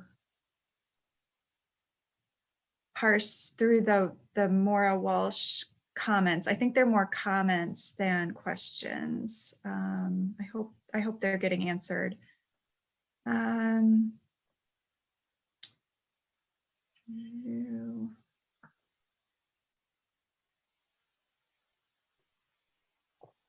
Yes, there's some confusion in general. Some comments. I am looking for actual questions at this point, and I'm not sure I'm seeing many. So I know we're getting to the end of the time. Why don't we tentatively wrap it up here? And just, okay, there's one last question I will sneak in. Cam, could you clarify when grantees are required to obtain bids for large ticket items? Yeah, so, okay, here's sort of the answer to this. If you are the grantee, right now you are following whatever state requirements there are for that. What's changed is you being the state. So states still follow whatever your state rules are for large ticket items. If it's a non-state, if it's a nonprofit that's asking the question, their new procurement methods are broken down again into those three categories. There's informal. And that's whenever they're buying something up to $250,000. And they can, for that, they can use a micro purchase, which means they can use their purchase card for that. They don't have to go out and get bids. If it's more than $10,000, which is the micro purchase threshold, but less than 250,000, all they need to do is just go solicit an adequate number of sources. And those two, again, they're under 250,000, are meant to be administratively easier, not as formal. And everything over 250,000, which is the simplified acquisition threshold, everything over 250,000 would follow the formal purchase methods. And so the formal purchase methods would be things like sealed bids or formal proposals.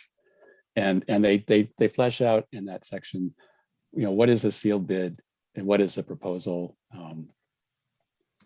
And so basically, if it's not a state that's asking that question, because states still follow their own rules.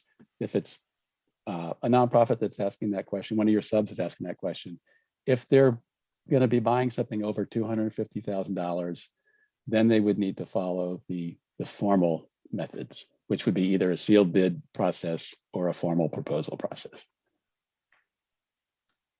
So the And I know follow-up, this isn't easy. yeah, the follow-up from what you were just saying from the same question asker. So this doesn't pertain to SLAAs and grantees, so long as the grantees are libraries, museums, tribal museums, etc. No, it doesn't. The new, if you're a state, if you're an SLAA, the only thing that's changed for you, you still follow your state procurement rules, because there's sort of federal state sovereignty, and the federal government's like, okay, state, you follow your own rules for this. Except now we're just adding, you also need to contract with small minority business, women's owned business, as well as the domestic preferences. But apart from that, nothing's changed for you. Just follow your state rules. If you are a nonprofit, then you follow these new procurement rules. I would say for tribes, and again, for this program, LSTA program, you're all, when I say grantees, I'm talking about state SLAAs and nobody else. But if you're talking about tribes, we'd have to look into that more. But for everybody else, other than a state or a tribe, you follow the new 3-prong easy procurement procedures, or they call them easy. So I think you touched on a tribal question that just came in, because question about sovereignty. And 2 more, I think. If the state procurement rules are more stringent than the federal rules, isn't it true that the state rules apply? I think the state rules are always going to apply, whether they're more stringent or not for this. And it's 200.317. It's very short, but it talks about states follow the state rules. And they may or may not be more stringent than federal rules.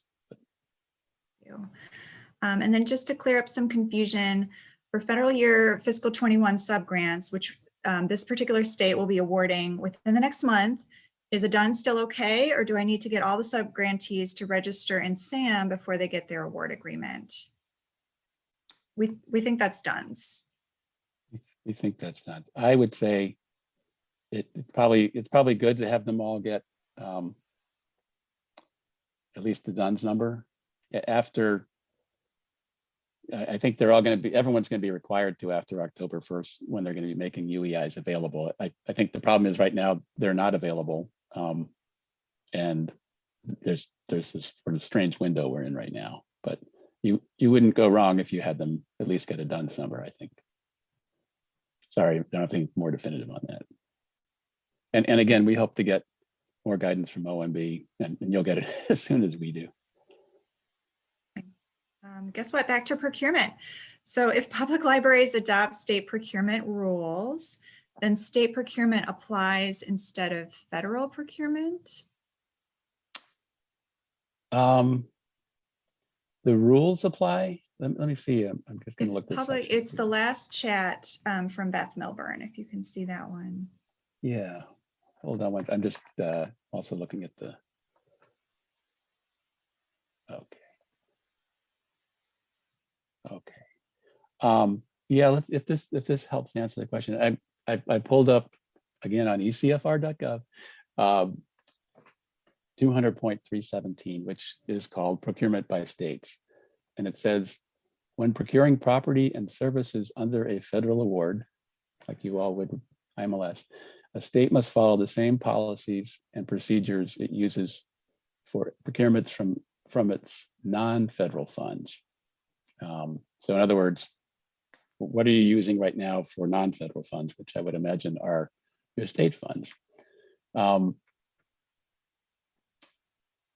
And then again, it talks about the state will comply with 200.321, which is the new one, minority and women's owned businesses, and 323, which is the domestic preferences, and ensure that every purchase order or other contract includes any clause required by 200.327, which hasn't changed.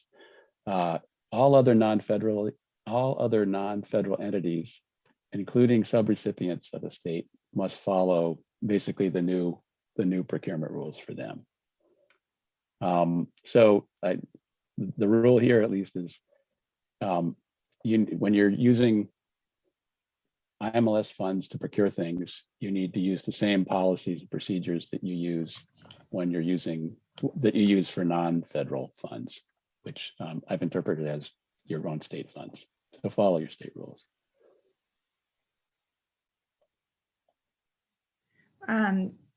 There is another change of topics. Real quick, we'll clear this one up.